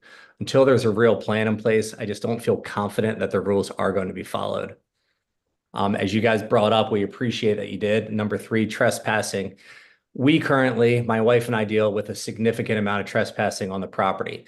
Fishermen like to access our property to the right of the boat launch. They use our riprap to fish on, our pilings to find grass shrimp for bait, and even hop on our dock to extend their fishing area. This is both a legal and a liability issue for us.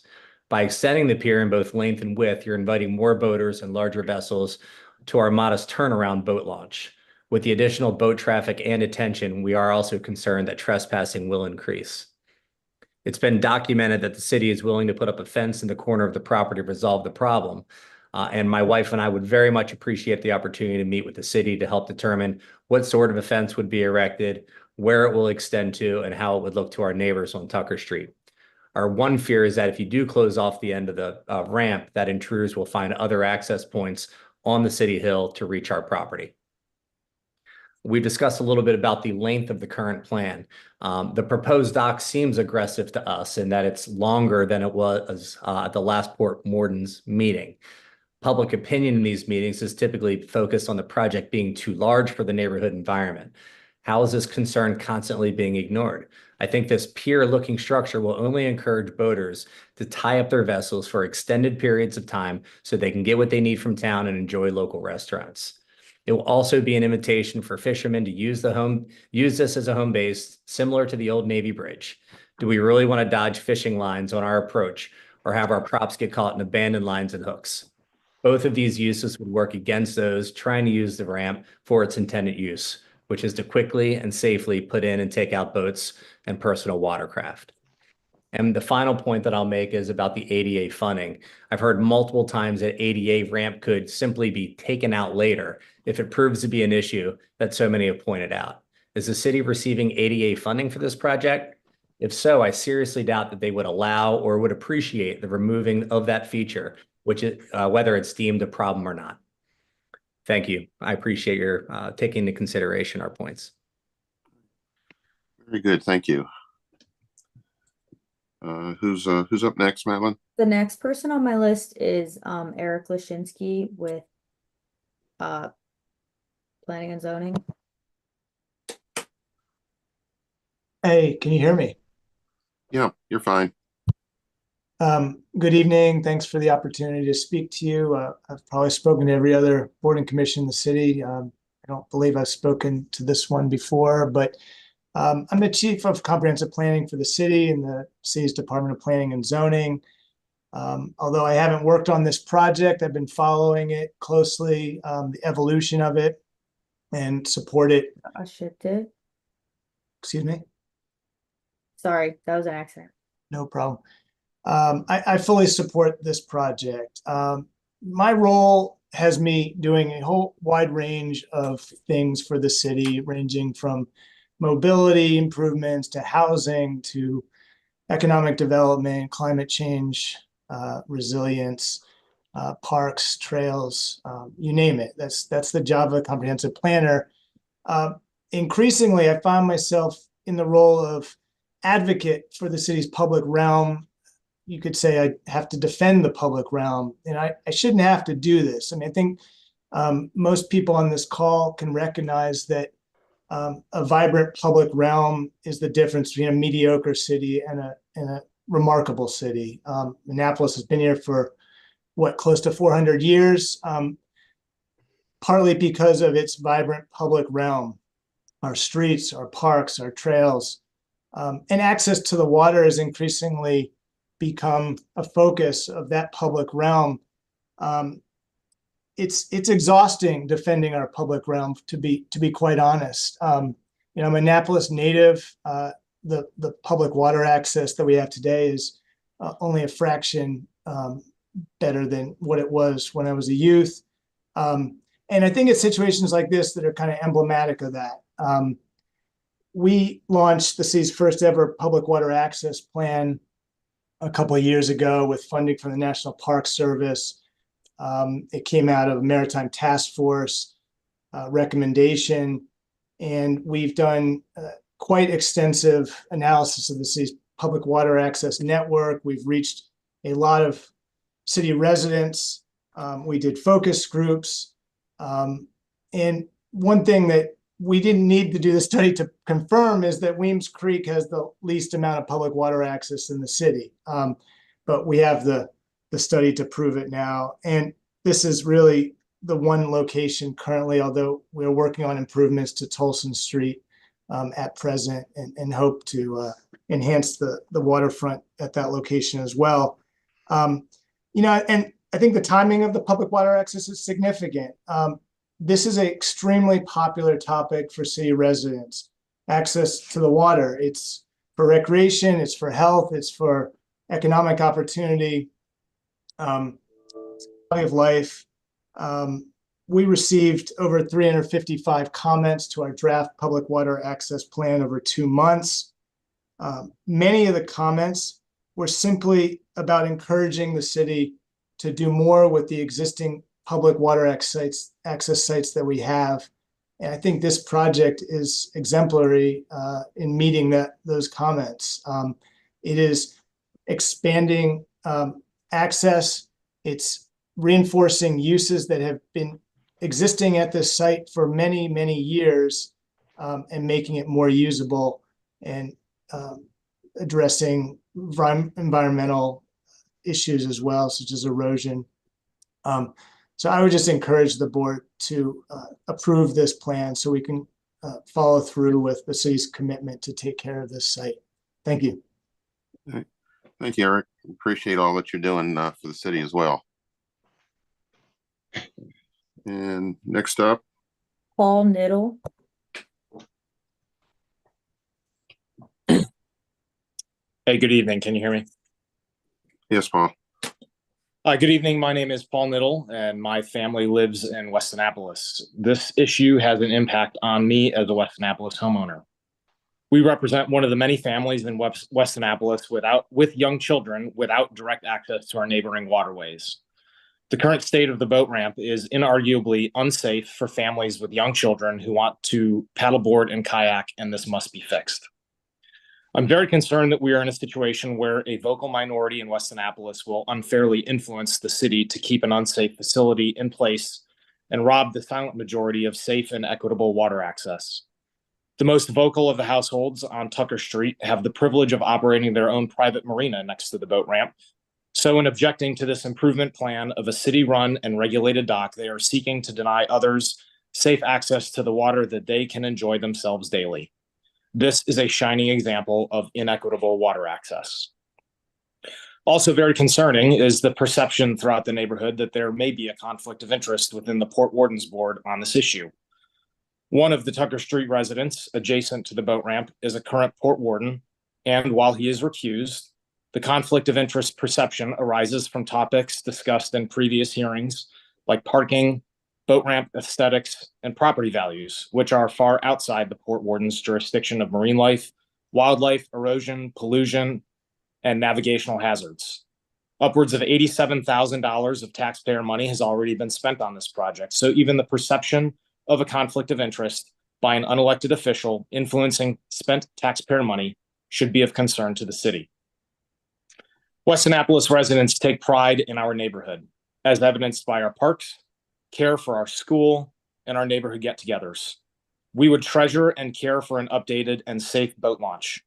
Other neighbors are able to successfully manage city living concerns, like parking from Annapolis Street restaurants and Navy football, by using the tools provided by the city. Any concerns raised over this issue can be handled similarly and certainly don't outweigh the benefits of a safe boat ramp and dock. As the chair stated earlier, the Port Warden's job is to say yes where possible. This is possible. It's good for the neighborhood, it's good for the city, and it improves safety. So please say yes. Thank you.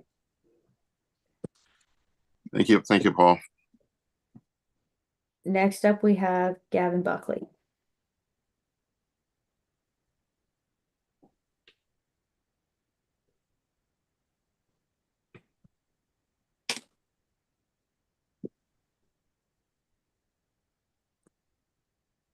Can you all hear me?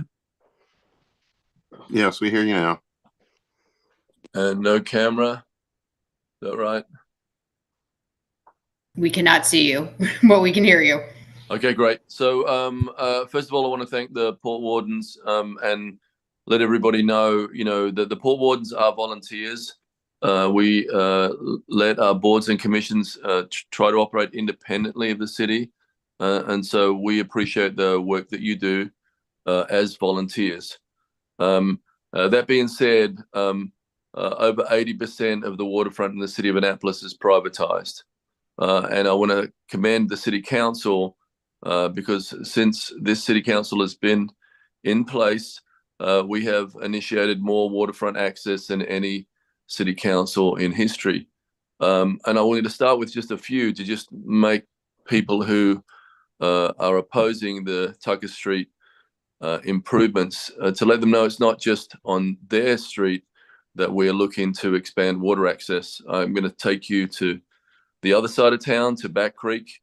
We're very proud of the work that we've done on Crab Accessible Boating Facility, which is a way to get people who are less fortunate than ourselves onto the water. The city's put real money behind that project, and now we have multiple people getting on the water to enjoy the things that they didn't have access to before. And that's a high priority for all of our improvements to make sure that they are going to be ADA accessible. Further down that street on Back Creek, that we saved 6 acres of property from development to bring online what will be an amazing heritage park, recognizing the great music history of Cars Beach.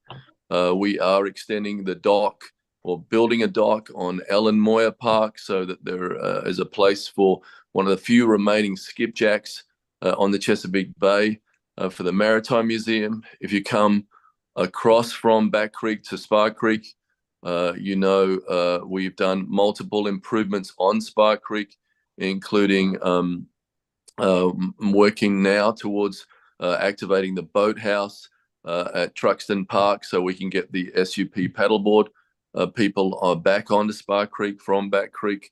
The city dock plan is a $100 million project that is going to give true water access and tell our history throughout the city. Also moving along to College Creek. We are working on building a boardwalk along College Creek. There will be amazing water access for people to view the water and activate College Creek like it hasn't been. Something in your view as you drive into the city on Road Boulevard. Across from the College Creek connector, you'll see the Gateway Park that we're proposing. We've cleaned up a site there that the city doesn't own but will control soon, that is half Naval Academy and half state land. It will be a beautiful option for residents to go to. And then and Tucker Street is going to be an amazing place for us to enjoy. And I have a Mandela quote on my desk that says, may your decisions be shaped by your hopes, not your fears. I want you not to fear what's going to happen there. It'll be a great public space. And as Jaden Jacobs says, when you get people using the space, when you have eyes on the street, it becomes safer, it becomes owned by people, and it becomes a place where we all come together. So I urge you to support this application for some true water access to Weems Creek. We are making sure that we are being equitable throughout the city on the way we move this city forward and activating the reason we all live here, which is water access. And again, thank you for all the hard work that's gone into this project. And I'm looking forward to enjoying it with you all. And please approve this. Thank you. Thank you, Mr. Mayor. Appreciate your kind words as well. Madeline. Next up, we have Susan Shapiro. Good evening. My name is Susan Shapiro. I'm the president of the Tucker Landing Community. Can you hear me okay? Yes, you're coming through fine. I'm president of the Tucker Landing Community Association, the TLCA, which is the collection of 5 homes closest to the Tucker Street ramp. Full disclosure, my husband, Robert Shapiro, is the chair of the Port Wardens Commission. He has recused himself from this matter. No one in the TLCA wants to end water access at Tucker Street. The Tucker Street end already provides waterfront access to the public, but the ramp is admittedly decrepit and it needs to be maintained or fixed. I know of no reason why the city can't simply fix the existing ramp or create a smaller project more in line with the street. The city initially had a smaller project. It was denied by this body, and now they have an even bigger proposal. My comments from the May 28th, 2024 meeting stand, but tonight I want to reference sections of the Port Wardens Code and how I think they relate to this specific proposal. Many of the code sections that I'm referencing are in whole or in part new sections of the code that were part of Ordinance 0-3-21. And the code makes clear that the developable waterway is the maximum area that can be improved. Section 15.16.30A says, quote, the location of the harbor lines shall be used by the port wardens to define the maximum channelward limits of construction. But just because a proposed project is within the developable waterway doesn't mean that the port wardens must approve it. Section 15.16.30A is explicit on this point and says that the port wardens, quote, may approve or disapprove an application that is within the developable waterway. So if it's in the developable waterway, the port wardens must next look to the other factors in the code to determine whether to approve or deny the application. Section 15.16.20 directs the port wardens to, quote, make certain that the placement or construction of structures in city waters do not render navigation too close and confined. If you look closely at the drawings of what the city proposes, on the right and left-hand side of the concrete ramp, there is only 5 feet of space on either side. To the left-hand side of the ramp, looking at your screen now, it looks like there's much more, but that dark black line, as I understand it, divides private property, which is the first 5 feet off of the TLCA dock, from public property. So to the left of the ramp, there's only 5 feet of public land, and to the right of the ramp, there's only 5 feet of public land. And if you look at the drawing side by side of the May proposal and the current proposal, the old drawing had a little, the existing ramp versus the current proposal. The existing ramp has a little bench off to the side where people can sit. But you see that is not on the current proposal because the concrete ramp extends where the little bench where people sit is. The existing Tucker Street parklet permits people one 12-foot wide gravel ramp to launch small boats and about 16 feet of beachy space from which they can launch kayaks, sup, swim, hang out together, play with their dogs, and they do that a lot. The city's application reduces that 16 feet of space to 5 feet. 5 feet for beach launching kayaks and dinghies and sups, which, to use the wording of the code, is, quote, too close and confined. The city will say and has said the dinghies can tie off on the floating pier, but that still only leaves 5 feet of width to beach launch things like sups and kayaks, something that is done with huge frequency at Tucker Street. The city will say, no, our proposal includes an ADA compliant kayak launch, but it's 50 feet down a pier and it doesn't address any personal water objects other than a kayak. Moreover, public testimony and comments at the May Port Wardens meeting, and I know there will be some tonight, by able and disabled and older kayakers have repeatedly raised concern that they can't carry their kayaks and sups 50 feet down a pier and that launching from the beach is far better and safer from them. So regardless of the fact that 16 feet of beach is regularly occupied with people and friends and dogs and sups and kayaks, all enjoying that specific type of public water access and community that is unique to Tucker Street, the city's proposal reduces that space to only 5 feet so that it can pave the beach with 22-foot wide concrete ramp for people with larger boats. Code section 15.16.20 directs the Port Wardens to not approve a plan that, quote, impedes navigable access by the public to the harbor lines from any point of public property that includes shoreline, notwithstanding developable waterways. The city's proposal impedes navigable access from the shoreline by anyone in the public other than someone with a powerboat on a trailer seeking a big concrete ramp to launch from. But for purposes of this application, perhaps the most relevant and important section of the code is 15.16.30C, which says, quote, the Port Wardens shall consider the effect of the proposed structure alone and in concert with present and other proposed uses on access by the public for recreational purposes. Individuals I know have submitted comments and testified about the present use of the Tucker Street ramp. The existing setup provides great and simultaneous, admittedly the ramp is decrepit, but if the ramp itself was back in its original glory days, it provides great and simultaneous waterfront access for a combination of small boats and sups and kayaks and families and dogs. So we often see a family or a group of 4 or 5 people working together on the beach to get their kayaks launched or their boats rigged or to play at the water's edge, or somebody sits on that bench while their friends get rigged and ready to go out into the creek, or they sit there to eat their lunch. And the city's proposal doesn't even leave room for a bench for the public to sit on. The combination of the existing 12-foot wide geogrid ramp and 16-foot wide beachy area works well because it gives equal opportunity to boaters launching small boats from a trailer and to people who may not own trailerable boats, but who want to launch small personal watercraft from or play by the water's edge. The city's proposed use would encourage use that doesn't work well for the neighborhood.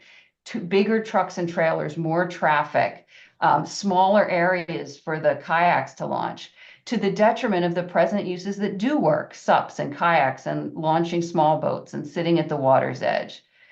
So circling back to this most important code section, 15.16.30C, the Port Warden shall consider the impact of the proposed use on the present use by the public for recreational purposes.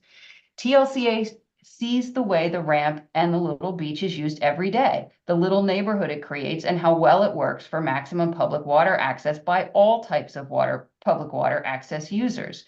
But you don't have to take our word for it. At the June 18th, 2024 meeting of the Maritime Advisory Board, the board discussed the Port Warden's denial of the city's original application for the Tucker Street Pier.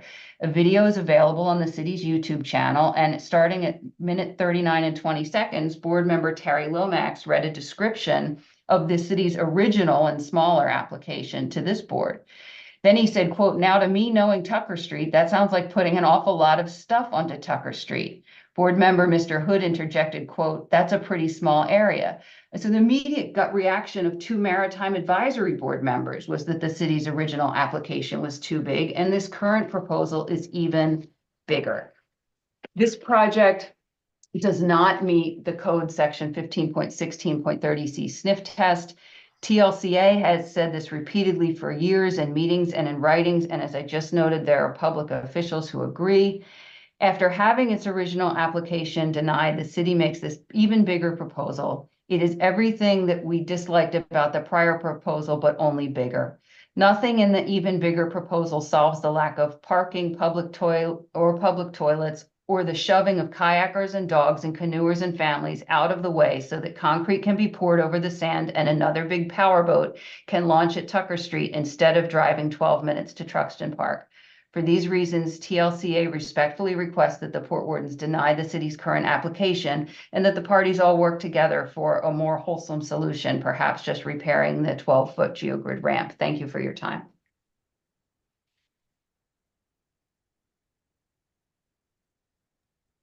Next we have Kurt Johansson. Yeah, hello, can you hear me? Yes. Yes. Okay, good. I will not take 8.5 minutes, I promise. In any case, been living here on Tucker Street since 2002 with family. Owned a powerboat the entire time, so just completed 23rd summer of boating around here. And I'm going to go off script a little bit, but I'll punch through it. This current proposal actually addresses a big issue from the previous meeting, and that was the dinghies parking there, and then not having any beach access and stuff like that. So it absolutely addresses that. And I was just down at the landing today. There's plenty of space, okay, once you get those dinghies out of there for people to access the water. And you can actually even access it on the other side of the ramp as well, near the fence, okay, plenty. While this ramp construction is going to take 22 feet, I measured it, there's about 60 feet, not the 50 feet that was reported back in May. There's about 60 feet of usable beach space, okay? As a powerboat owner, let me tell you how the dynamic goes real quick. Whether you're launching your boat, recovering your boat, or loading or unloading in the current situation for the last 23 summers, okay, you basically have to beach your boat. So if there's just one boat that's being beached, no big deal, but maybe 2 or 3 and you have to beach them. There's inherent risk with beaching a boat. It can be unsafe. You throw in some environmentals and it can be a real problem. This proposal addresses that. So it addresses the dinghies that were complained about, and now it addresses no one's going to ever have to beach their boat on the shoreline. So effectively this project, okay, frees up shoreline. It frees up shoreline to the south of the ramp and to the north of the ramp. So again, 22 feet wide, and you got about 60 feet. So do the math, plenty of shoreline for paddleboarders, kayakers to access. There's no problem at all if you've actually ever been down there and seen what goes on and spent time boating off the Tucker ramp and everything. As far as just fixing the geogrid, the geogrid that's there right now is unsafe and in disrepair. Okay, it needed to be replaced about 2 weeks after it was put in. That is not a long-term solution, just continuing to replace the geogrid, okay? And as far as this fallacy about big boats, I'd like to address that, okay? If you know anything about the ramp, it's a 15, I think it's gonna be a little bit more narrow, 15-foot wide launch width, if you will. But on one side is bordered by the boulder flank wall, okay? Anybody that launches or recovers their boat from this proposal, the ramp at this proposal, better be on their game, okay? It's not going to be for clowns. It's going to be for people that are paying attention to what they're doing. Any big boat It doesn't, long triple axle boats, okay? Not only the width is an issue, think about it. Triple axle boats are about 10 feet or so wide. You've got maybe 14 feet, okay? That's a very small margin of error. The other issue is length, okay? 55 feet long, low tide, you might have an axle that's going over the edge. Okay, that's a problem. People want to protect their investment and they won't be interested in doing that. Okay, they'll go to Truxton, 10 to 12 minutes away, like you said. Okay, the other thing I'd like to mention about the current geogrid, 12 feet wide. The real limiting factor, I've seen people, you don't have to be within that 12 feet. Okay, you can have two wheels in the sand, not even sand, whatever you want to call it, the rocks. You could have two wheels in the geogrid. I've seen people practically jackknife their trailers and they still get their boat in. The only thing limiting, okay, in the current setup down there are the 18, they're 18 and a half feet apart. I measured them earlier today, those two bollards. That's the only limiting thing, if you don't mind hopping a curb, which I've seen people do. So the point is, all right, you're going to see smaller boats. You're going to see more careful boating, launching and recovering than you do at the current one. Okay, and that's what's going to happen. You're not going to see bigger rigs and bigger boats down here. Like the comments back in May of 24, the space down there does not allow for larger boats. So let's get beyond the bigger boats, bigger rigs. It's not going to happen. Okay, the other thing I'll say, people are worried about the traffic. All right, what's going to increase when we put something of value down there finally is foot traffic is going to increase. People are going to be going down there. It's going to get a lot of visibility. I know people have already touched on that. That's going to be huge. I would venture to guess this is going to be the most well taken care of boat launch and pier combination anywhere in the area because of all the eyes that are going to be on it continuously, not just the people that live right there. Everybody's continuously. I could stop boating the day after this ramp is constructed, and I'll still be down at that ramp pretty much every day I'm home. Okay, this thing is going to be, we're going to take ownership of this thing. We're going to value it. And it's going to be a great situation for this community. As far as value to the community, we're talking a lot about boats, paddle boards, and kayaks. This goes much further than that. It goes much further than that. You don't have to have any one of those things. And as a matter of fact, the majority of people don't have any of those. Okay, walking down to the pier, meeting up with a friend, having that difficult conversation with a family member or a friend or whatever after a long week.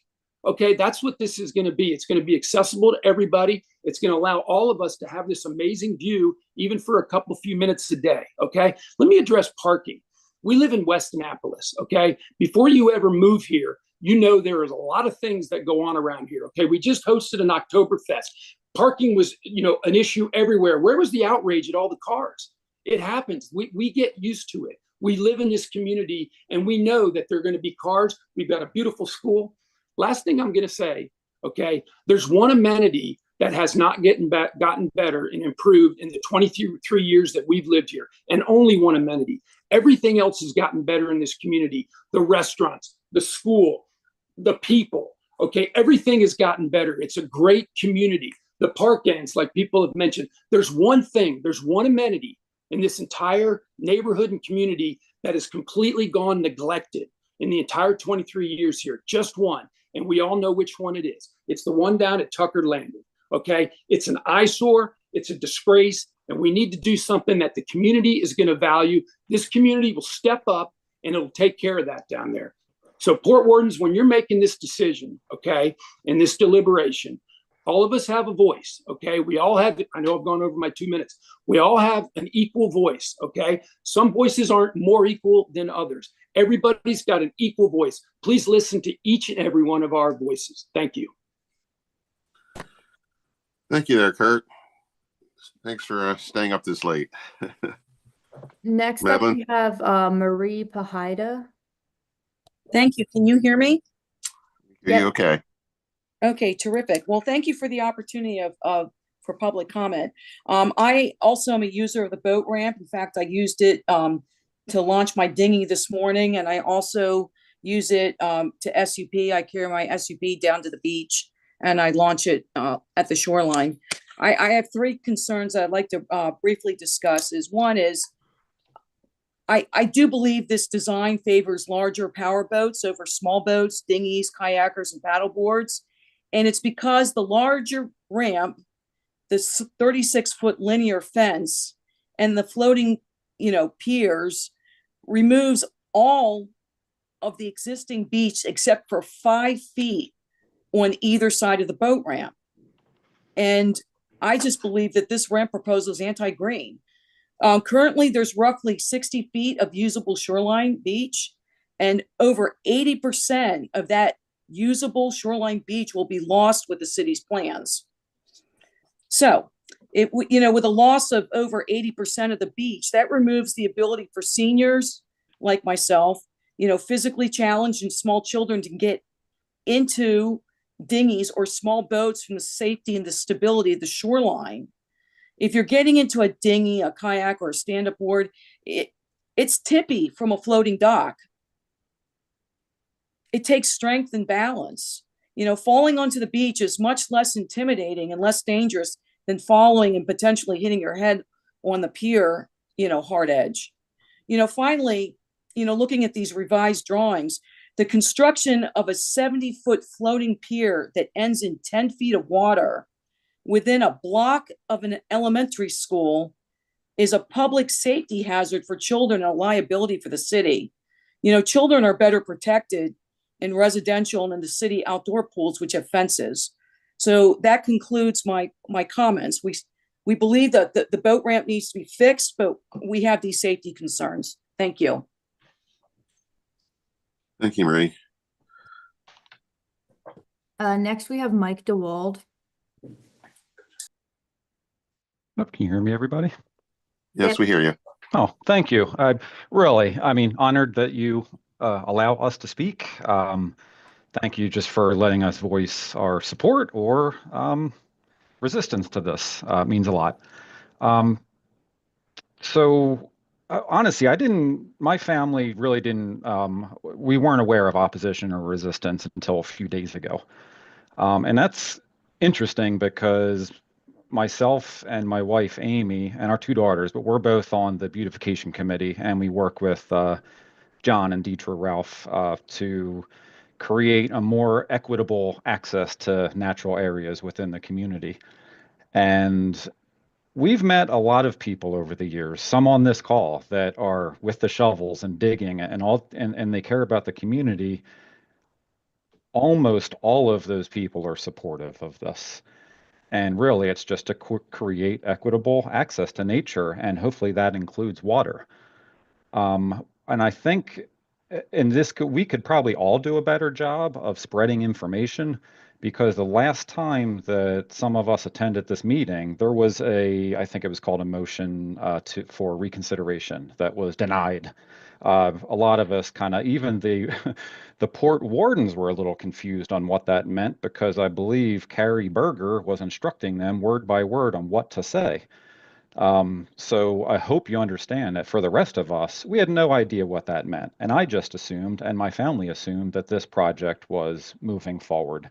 And then Friday, we realized that there was an email circulating. We're not on a Facebook group, so we didn't realize there was some resistance, presumably, and from this call, all coming from residents of Tucker Street. What's upsetting and frustrating is some of the misinformation that's been spread. And I don't know where it's coming from, but increased traffic being one of them.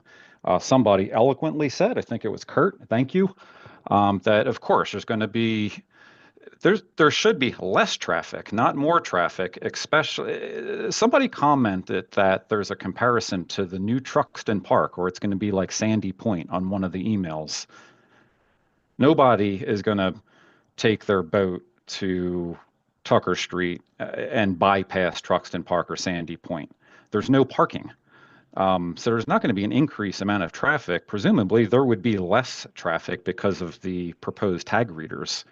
There are some concerns and some comments about dangers to children on some of the email comments. And it's just interesting where there was it was a comment based on docks being dangerous to children and beaches are safer. There was no reference to any viable literature on that. And it's safe to say, with the thousands or tens of thousands of private docks in the Chesapeake watershed, that a city-owned, city-managed dock would be decidedly safer. than a public dock. And where are all the complaints? And forgive me, Kurt, very eloquent, and I'm assuming it's not everybody on Tucker that's opposed to this, but where are the concerns for the people on Tucker about why is it only the people on Tucker Street that are concerned about safety and the elderly, handicapped access? It just seems like some of the comments seem to be more about self-interest and not about what's best for the community. And I know that from our leadership with, or Deidre Ralph and John Ralph's leadership with the beautification, we probably know 100 people. I can't think of a single one of them that is against this project. There's been some comments about outsiders from Virginia, and I don't want to go down that hole of dog whistling, but something doesn't pass the sniff test, as somebody recently said about comments like that. I think there are some legitimate concerns. The legitimate concerns should be speeding. I agree with Kurt that there's going to be large boats being used on this ramp. I want to add to that, most people in West Annapolis don't own boats. It's really just the people around the perimeter that own boats. This dock is going to be a place for the community to gather. When we fought, or Deidre fought for that bench on Tolson Street, first time we walked by when that bench was installed, there was a young lady sitting there, and we were walking by and we overheard a conversation about her and the loss of her mother. And it was a place to sit and reflect. And that's one bench in the city that allowed somebody to sit in nature and reflect. And it was just a beautiful moment. I think the last thing I want to say is Karma O'Neill ran her campaign on equitable water access. Please correct me if I'm wrong. I looked at the voting from 2021, but I think she won by 20 points. I think you have the numbers of people that support this. And please, I just implore you not, of course we want to listen to safety concerns from people on Tucker, but I think those safety concerns can be addressed through clearing the sidewalk out on Tucker and Monterey. It's impassable. And quite honestly, when I'm walking down there with my dog and my children, nobody is using that as a beach. And when I'm walking up, the speeders aren't the boats. Somebody trucking a 2-ton boat behind their pickup truck is going 5 miles an hour. You know who's speeding are the people, some of the people, I'm not accusing everyone, but that live on that block that almost seem annoyed that I'm walking down there. And maybe if the sidewalks were cleared, we can address those concerns. But I just don't believe, last thing, is just some of the terminology from these emails and even from this call. From the opposition, we heard aggressive, intrusion, trespass, illegal, and so on. From the supporters, we heard vibrant, community, popular, health, way of life, together, hope, not fear. And I think you can see where I'm going with this. We're in this terrible political climate, and we have 3 or 4 people that are instilling fear in the entire community with words like intrusion. I don't know who is intrusion. We have 3 neighbors on 3 sides of us that agreed that we want to build a gate so neighbors can walk from Wardar through our property to get down to RAR and vice versa. We built a fountain in our front yard and a bench so neighbors and non-neighbors can sit and enjoy our property. And I don't feel there's a risk of intrusion and trespassing and illegal. So thank you for that time. Obviously very passionate about this, but I hope you consider what's best for the community, and which is really the only public walking nature and water access for the entire peninsula of West Annapolis. Thank you. Thank you, Mike. You speak well. Well, I wasn't prepared, but thank you. The next name on my list is John Parker, who I do not see. So I will, oh, okay. Someone with the screen name Ryan, Carlene, Magdalene, and Charles is raising their hand. So I'm going to assume that's John and give them permission to talk. Yeah, it never gave me an opportunity to change my name. That would be all my family. So my name is Ryan Parker. I live on Monterey, just 1 block away from the ramp. I am lucky enough to have a dock access, but I have been asked by friends that live both in West Annapolis, Admiral Heights, and Lindamore to talk about their use. I have a 20-foot boat that I park on a dock that I borrow from a neighbor. But my friends do not. They as there's been noted, there's not a lot of people that trailer launch from the neighborhood. There's over 300 units in West Annapolis. There's several hundred other units in Admiral Heights, and there's several tens, if not hundreds of units in Lindamore. I have at least 25 friends that have 19 to 20-foot boats that trailer over from those neighboring neighborhoods, launch at the ramp. Like we've heard earlier, they often launch by themselves and have to back off their trailer, pull up and beach their boat, and then move their trailer up onto the street. The pier would help with that because it would allow them to tie off and move their boat. Or some of them bring their wife with them, who then sits off and drives the boat while they take their trailer home and don't have to cause parking issues in our neighborhood. Additionally, the lack of the pier with our current situation, often you will see people with reduced mobility, maybe not directly ADA, but definitely reduced mobility. Those same families often have to lift young children up and over the bows of boats. Some of them have family members that have Parkinson, or we have a family member with dementia and so forth, and getting them onto the boat. I'm lucky to have a pier, others don't. I've watched a neighbor lift their pregnant wife up and over the bow of the boat. That's where the aspect of having a pier next to the ramp would be beneficial to the overall use by the local public. Last, there's been comments that parking violations have not been handled. I would not say it is at the level that us as immediate neighbors to the ramp would like it to get to.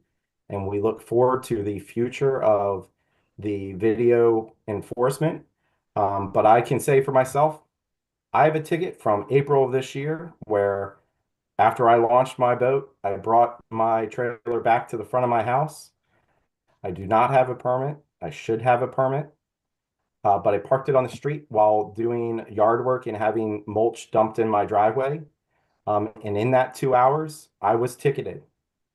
I paid my ticket. And so the fact that there's no additional enforcement happening, I can tell you from watching the parking people come around every so often, it is improving, but it is not to the level that we would like. And the city is making efforts in that stead. So though I do think that the project is maybe on the larger side, in general, I am supportive, and the friends I have in the adjacent neighborhoods that launch their boats here that are 20 foot and below are supportive of improving the ramp. Though we can make the current situation operational for our uses, it can definitely use improvement. I see.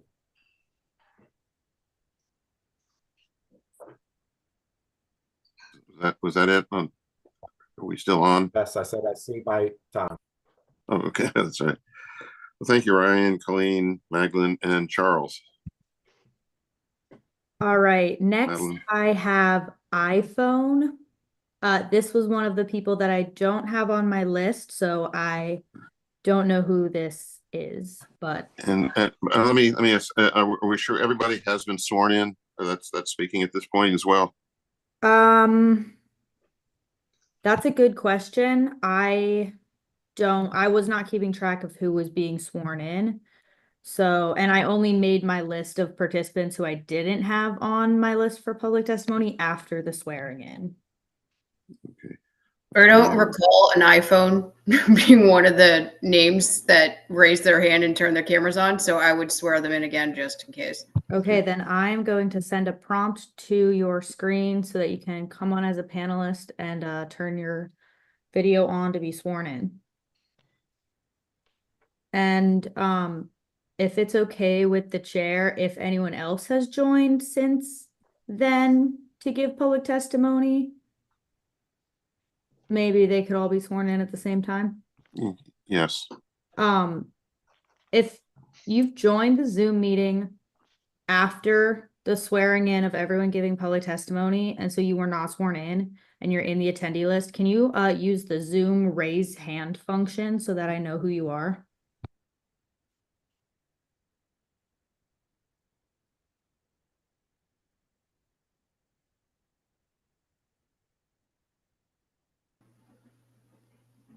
It might be easier if Anna no longer shares her screen so that, thank you, Anna. Okay, the iPhone did not come on as a panelist and doesn't appear to be unmuting with like the ability to talk. So I can try again at the end of the list if they're still there after Deirdre, who we had trouble with earlier. If that's okay with you. And is there anyone else that we need to swear in? I didn't see any hands, so I don't think so.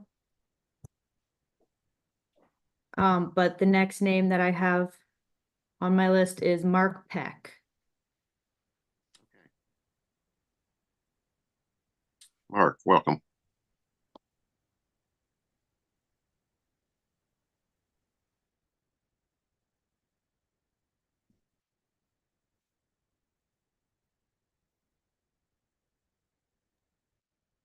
I sent a prompt asking him to unmute.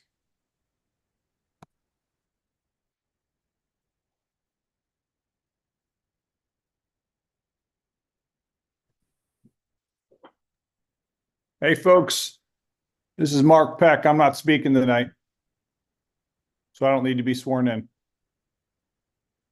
Thank you. Okay. My official position is we should approve. Okay. I hope the court wardens properly deliberate. Thank you. Okay, then next I have Teresa Christensen.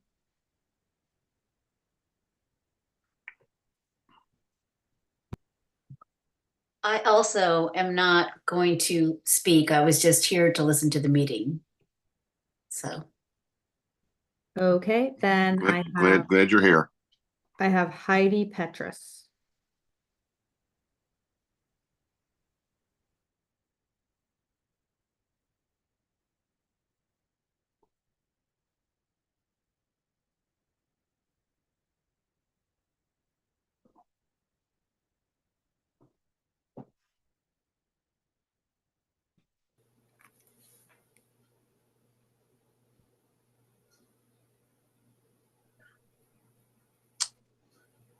Hey, Madeline, can I suggest that maybe you just ask anyone who's left that wants to testify to raise their hand? Because it seems like maybe the link was sent out to some others and they've joined just to listen in. Sure. So the only person left on my list after Heidi, who I did ask to unmute, so might be one of those people that join the Zoom instead of watching on YouTube where it is live streamed. We can go back to Deirdre, who now has 2 names in the attendee list. So I'm going to give both of them permission to talk. And Deirdre, oh, looks like one of them worked. That's how we get the sound on. Okay. Hello, can you hear me? Yes, ma'am. Can you hear me? Yes. Okay. All right, I'm going to read. So the current boat ramp at Tucker Street is unsightly and unsafe. It is not a beachy, cute place at the water's edge where children safely play and boats are safely launched. That is not the vibe of that area at all. The city needs to upgrade their ramp and improve the site with a pier to provide the city, not West Annapolis, the city, a fully usable second ramp in their city. The Truxton ramp is currently closed, and due to this unsolvable electrical current due to SUPs and kayaks, we need the second ramp in this city. So when asked in an email about the design changes requested by the community to Anna Johnson, who's on the call, the project engineer from Bayland, she listed all the changes that were made for the Tucker Street residents and the adjacent neighbors who requested changes. And I'm going to restate them here quickly again, because it's so important for us all to know how much time we've given these residents and their needs. And they were all good needs and they improved the projects, but they've come to an end. What have we done for an adjacent neighbors? We've made it an L-shaped floating pier so that it wouldn't interfere with the neighboring piers on the southwest side of the ramp. So we flopped the floating pier to the other side of the boat ramp. The neighbors were concerned about obtrusive views from the vertical flank walls. So the vertical timber walls on either side were replaced with stones that slope down the ramp and are only visible at the top of the ramp. The third thing was neighbors were concerned about the loss of natural gravel shoreline for launching due to the larger ramp footprint.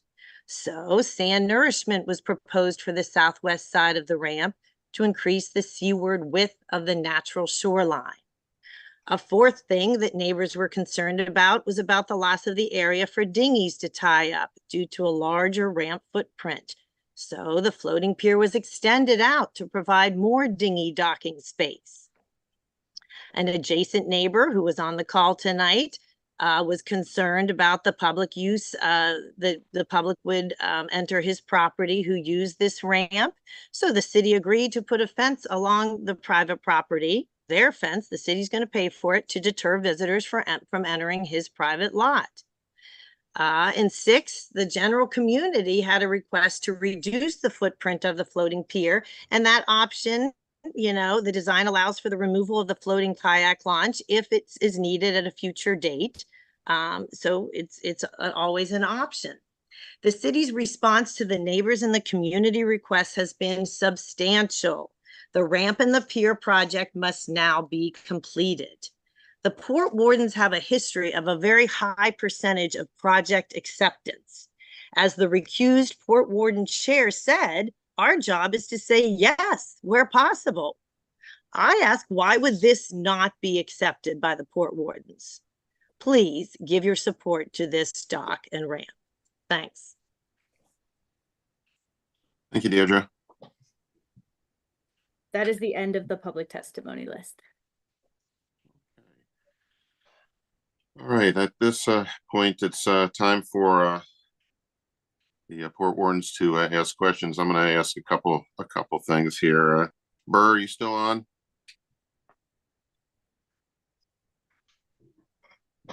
Did Burr stay on? No? Or Anna? Anna. I'm here, so I could. Yeah. Just I'm here as well. It just took me a minute to unlock the phone, and I was probably half asleep already. One of the we've had an awful lot of comments on this issue. We've had a lot of emails back and forth, and first got to just say that the number of comments is really indicative of the great community that we have here, and the service that everybody wants to do for our community. So I want to thank, I really want to thank everybody who's written us, everybody who's been here, stayed up this late to talk to us. We don't have any bias in this whole thing at all, the Port Wardens, and if anybody thinks that, that's simply not the case. Our chairman recused himself properly. We haven't talked to him about what his feeling is one way or the other. We don't care. What we decide is just ourselves, and we've been hearing everything from last month and the month before, and everything from today. So, question: I'm a little concerned. I don't want to say concerned, but question dealing with safety and what I used to call protection of the public. Will there be is there anticipated a larger number of boats coming in, large number of dinghies? Is there a potential safety issue, a lot of boats tying up, not tying up, that sort of thing? Has there been any studies done on how many additional boats are going to be there, additional kayaks or not? Does the city have any feeling on that one way or the other? I don't have a sense that it's going to be a big increase. We're really not making it that much wider as some of the public testimony talked about. Okay. And it, people will have to get a permit, and so we'll be able to see that. But again, I just don't see a huge increase. Because so on net, it should be safer. Yeah, and there is a whole section in the code dealing with that particular dock area too, dealing with permitting, who can come in, who cannot, no commercial vessels, et cetera, et cetera. Right. Has there been any consideration when it's all done putting life rings or AEDs or anything like that on the dock? We've not yet talked about that.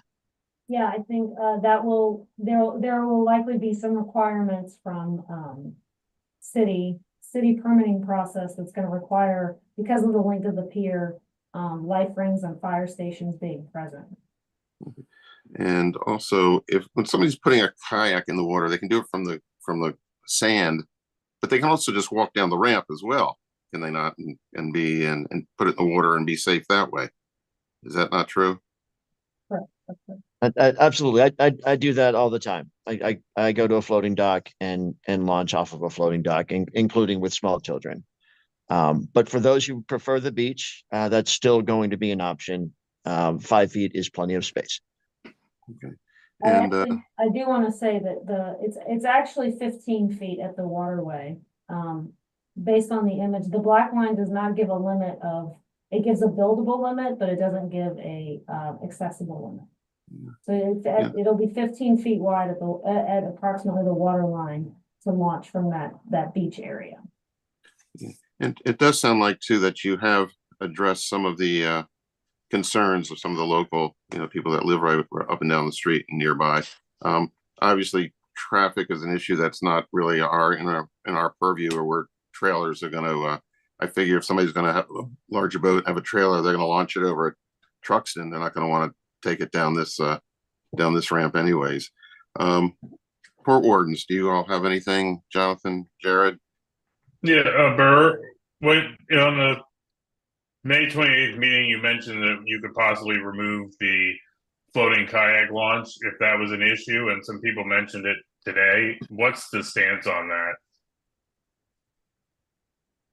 It's been a little while, but I think what I remember talking about there was maybe if people weren't using it, if it just didn't need to be there and we wanted to open up more space, that we could. Is that though part of your ADA there's funding, there's no requirement under the ADA that we have that. Okay. But that's something we provide as kind of an added amenity. And so how much you're saying there's how much feet of launchable space going to be there on the beach when this is done? So right along the water line, you're going to have about 15 feet of beach that can be used for launching, correct? And is that area now going to be restricted for anything but that, or can people still pull up their boats and beach them there? No, there's currently piles that are being used for tying up. Those are going to be removed, so there's not going to actually be anything to tie up to. But you could just still pull your dinghy up on the sand and leave it there. And leave it on the sand. Yeah. Well, we're planning to sign it that says do not park your dinghies here. We might not be able to find people or without a code change, but if it came to that, we would. And you're going to need a permit to tie up to the end of this if you have a dinghy, like if you have a mooring, or can someone tie up and walk into West Annapolis?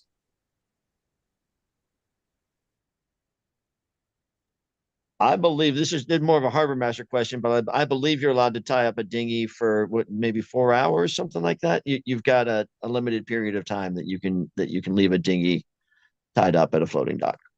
Right. Okay. And I have a question on the dock. The width is 22 feet. But it looks like 6 feet of that is actually I'm sorry, the ramp is 22 feet and 6 feet of that is the pier. So we have the width of the actual ramp is close to 16 feet. Is that correct? So it's technically 15 feet of clear space for, there's a foot of just overhang for the hinge and things like that. So we try to make enough space so that nothing's rubbing up against it as the dock floats up and down. But Okay. yes, the usable area of the ramp is 15 feet, which will likely attract the exact same size boats that a 12-foot ramp, because it's only 3 feet wider. Okay, thank you. Question is this open 24 hours or is it just daylight hours? Is there any regulation in terms of safety, or it's not going to be lit or anything? Is this ramp open 24 hours? I think it is, but the harbor master is working to see if that should be changed.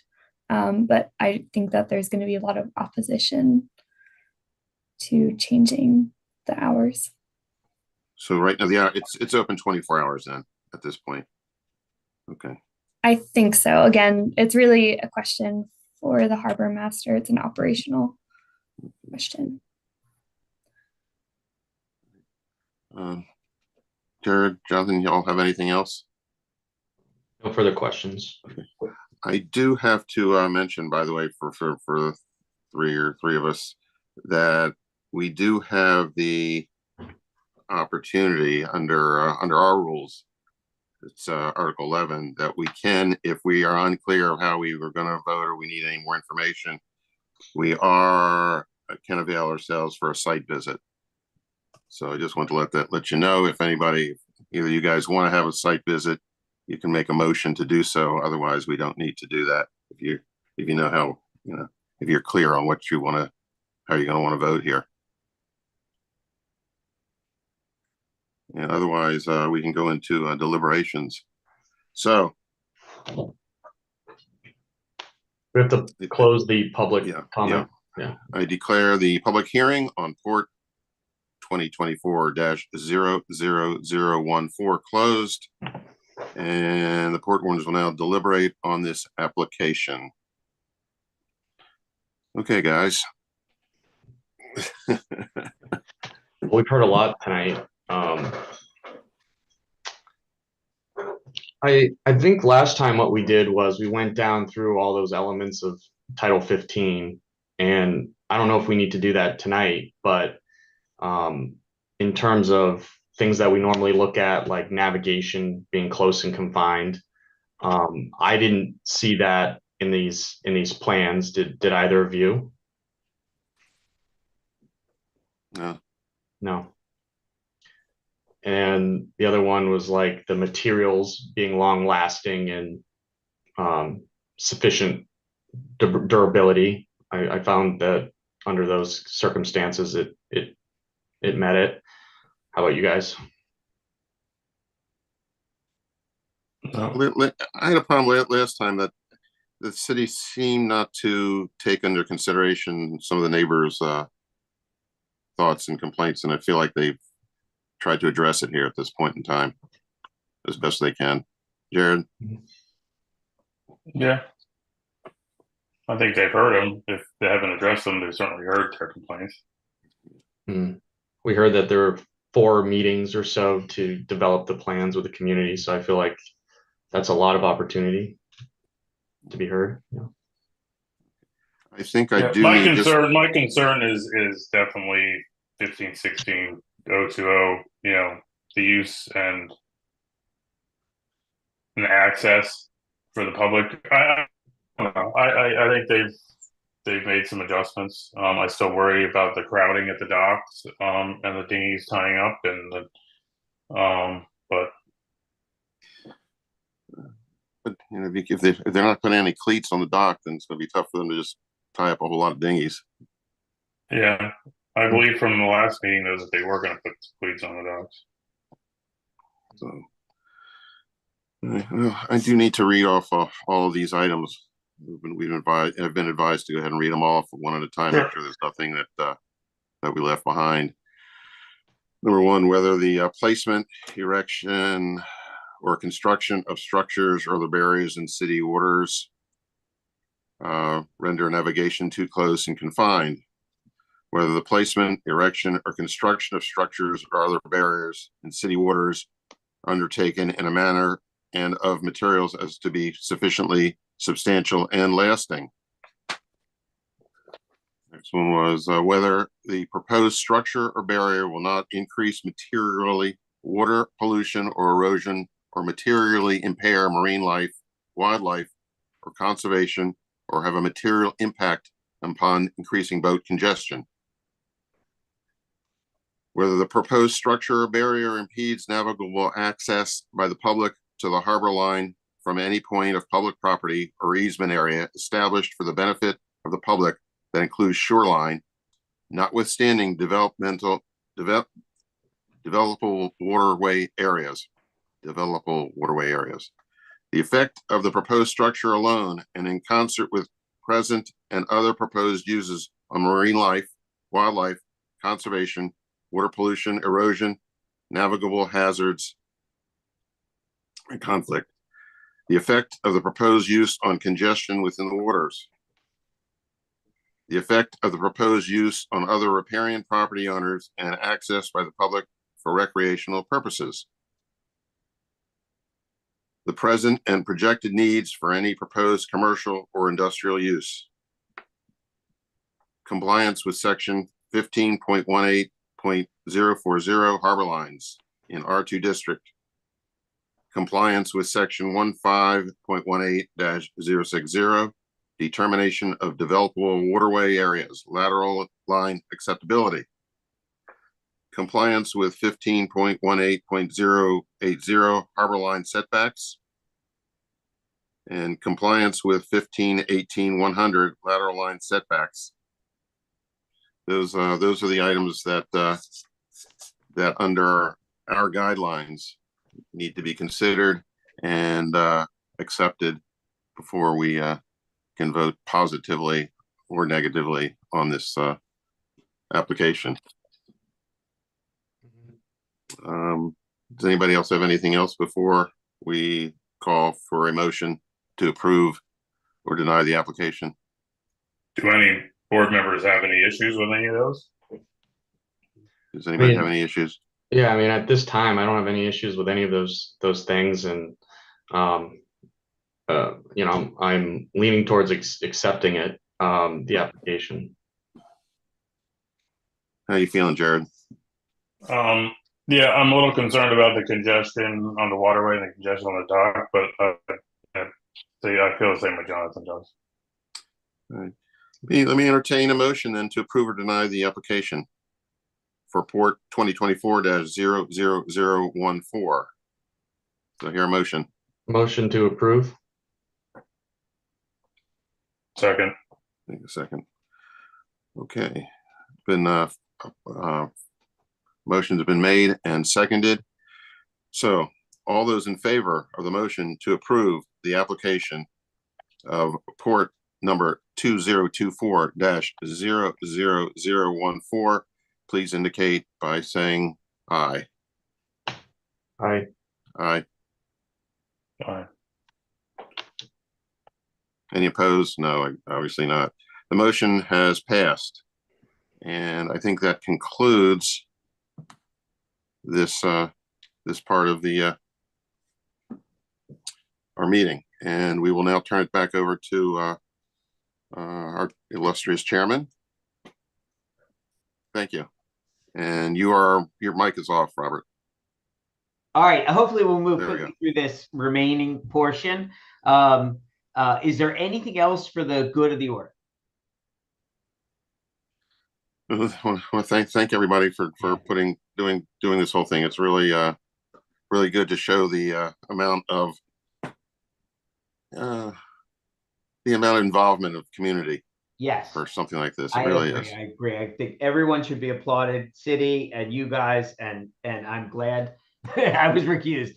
All right, let's go ahead to adjournment, please. The next regular meeting will be, I don't know the exact date, but obviously the third Tuesday next month. October 22nd. October 22nd. Thank you so much. There being no other items on the agenda, I would entertain a motion for adjournment. I'll make that motion to adjourn. Siegel, Second. Mr. Rob, thank you. We got a second. All right. All those in favor of adjourning, please say aye. Aye. All right. Hearing no opposition to the meeting,